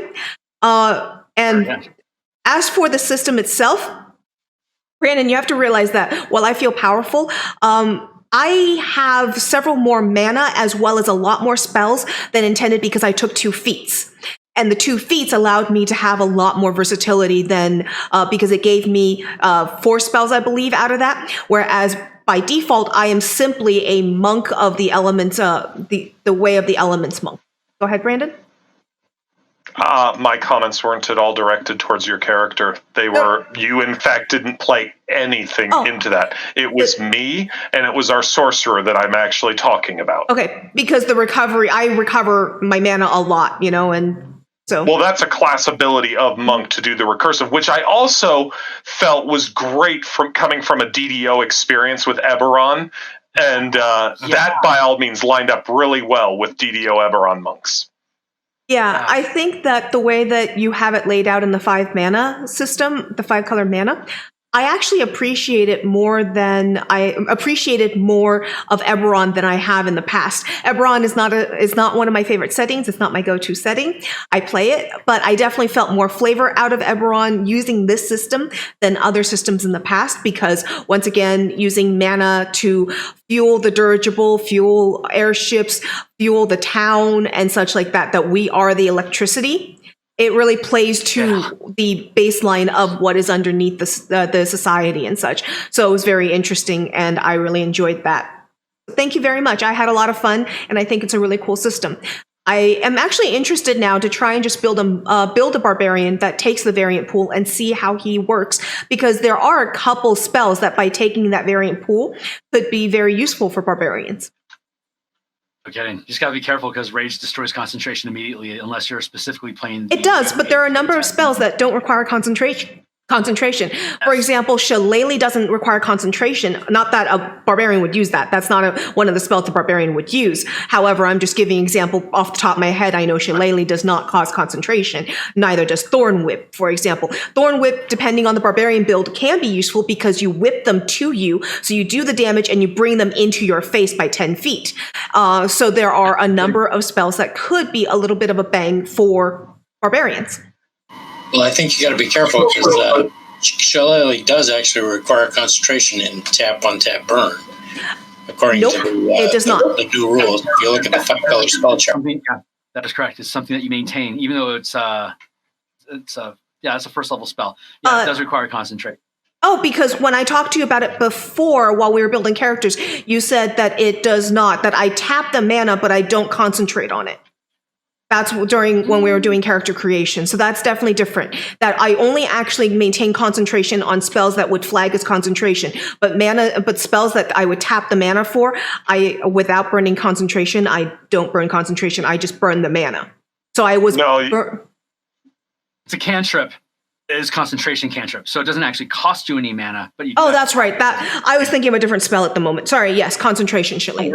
I'm sorry, yeah. But cantrips, you have to it for 1 point of concentration, but it doesn't actually cost any mana. Right. I got mixed up from a different spell. However, I'll stick with the fact that Thorn Whip is not concentration, even for a barbarian. So I need somebody to get over to me, come over here and take my axe. There's an instant spell right there, cantrip. And it's a cantrip for a Thorn Whip, so you can do it all day long and never cost a mana. So seems actually pretty useful to, I can't get to you, but you're going to come to me. That is really cool. It's a good point. Yeah. But yes, I had a lot of fun. Thank you so much, Phil. Do you have any final closing thoughts before we end the recording?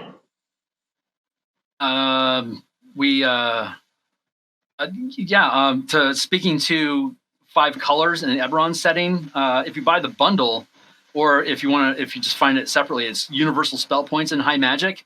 It's basically the spell point system with all the color mechanics scrapped out of it. So like if you're like Eberron, I love Eberron. This is a neat idea, this tapping mechanic and all these things.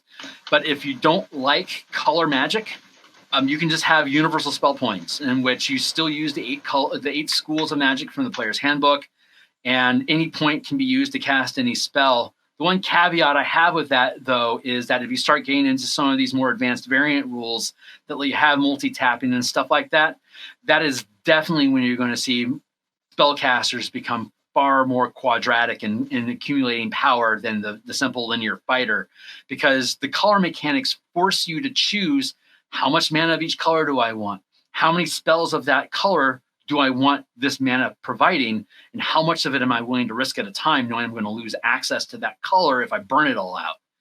When it's a universal spell point, if I got 3 points left, I can cast any 3rd level spell. There you go. So if the flavor of color doesn't jive with your setting, just go with universal spell points instead, and just keep all the safety blinders on that 5e assumes, with singularity, concentration, and not worrying about having heavy multi-tapping going on at the same time, because the color mechanic is there to force you to pick a lane. Like, I can't do all the things all the time. I can do some things really good, and sometimes I can do them a lot. So there's that balancing factor. But some people are like, 5 color doesn't make sense for my Eberron. I think it's awesome, because anytime you can include color in the description of what you're doing, like when, for example, you were talking, David, you were talking about Vorik tapping black mana to cast Bless, even though Bless is a white spell. He still had the white mana in his pool, so he could use whatever color he wanted to activate it, as long as that mana is there. But when you tap it, you could very well flavor it like this is a black effect. And whatever that means for how you narrate your character, the color that you're tapping can have an effect on how you're portraying the spell. And that's something I think that's really lacking from spell casting is the unique flavoring and the personalizing it. Like if you want to play all white and black mana, you're going to specifically limit what your options are, but you have that flexibility of how you want to portray it. And I think that's something that a lot of people that really dive in deep with who their character is like to have mechanics that can reflect their flavor. And that's something that the color mechanic certainly offers in spades. So, I'm looking forward to part 2 already. I'm super looking forward to you trying to storm this place. Awesome. And seeing how far you're willing to risk your points to be able to try to tear into people. And if you're choosing like a stealthy strategy and keeping your mana low so that you don't worry about getting caught off guard, versus just full board tilt, let's see if we can catch them off guard and just dump on them. Those are different things you can play with. I say we go full tilt. I don't think we've got a whole lot of the stealth option in the group other than our monk. Very fair. Can I just say, I'm still hung up on this idea of a barbarian who is casting bull rush or bull strength on themselves before raging. Like, I'm just hung on this idea. Like, this is what we need in this world. And Thorn Whip on a barbarian, I'm actually caught up on that idea, because that sounds fun. Just whip them to you. That's you can, and if you're playing really tactically at the table with lining people up where you want them, a barbarian who can tactically move people around to take on battlefield control. Because I play a lot of battlefield controllers back in the day when spike chains would allow you to have the 10-foot reach. I did a lot of battlefield controllers with enlarge and just like, this is my zone, you do what I say. And so having barbarian being able to do that is pretty awesome. No kidding. Thank you all very much for coming and playing, and thank you very much. Once again, though, don't forget that all pertinent links to the product will be in the description below, so you can just go and click to find out more. Thanks, guys. Excellent. Phil, send us off with powering up the engines again. I want to play Star Wars with you, because you hit that perfect. That's awesome. Hey Blades! Thank you so much for watching another Babies with Knives video. If you liked what you saw, please don't forget to subscribe to the channel. Go follow us on Facebook and Twitter, and come join the conversation in our Discord server. If you want to keep content like this coming, come check out our Patreon and consider subscribing. All links for this is provided in the description below. And remember, come back next time to get honed!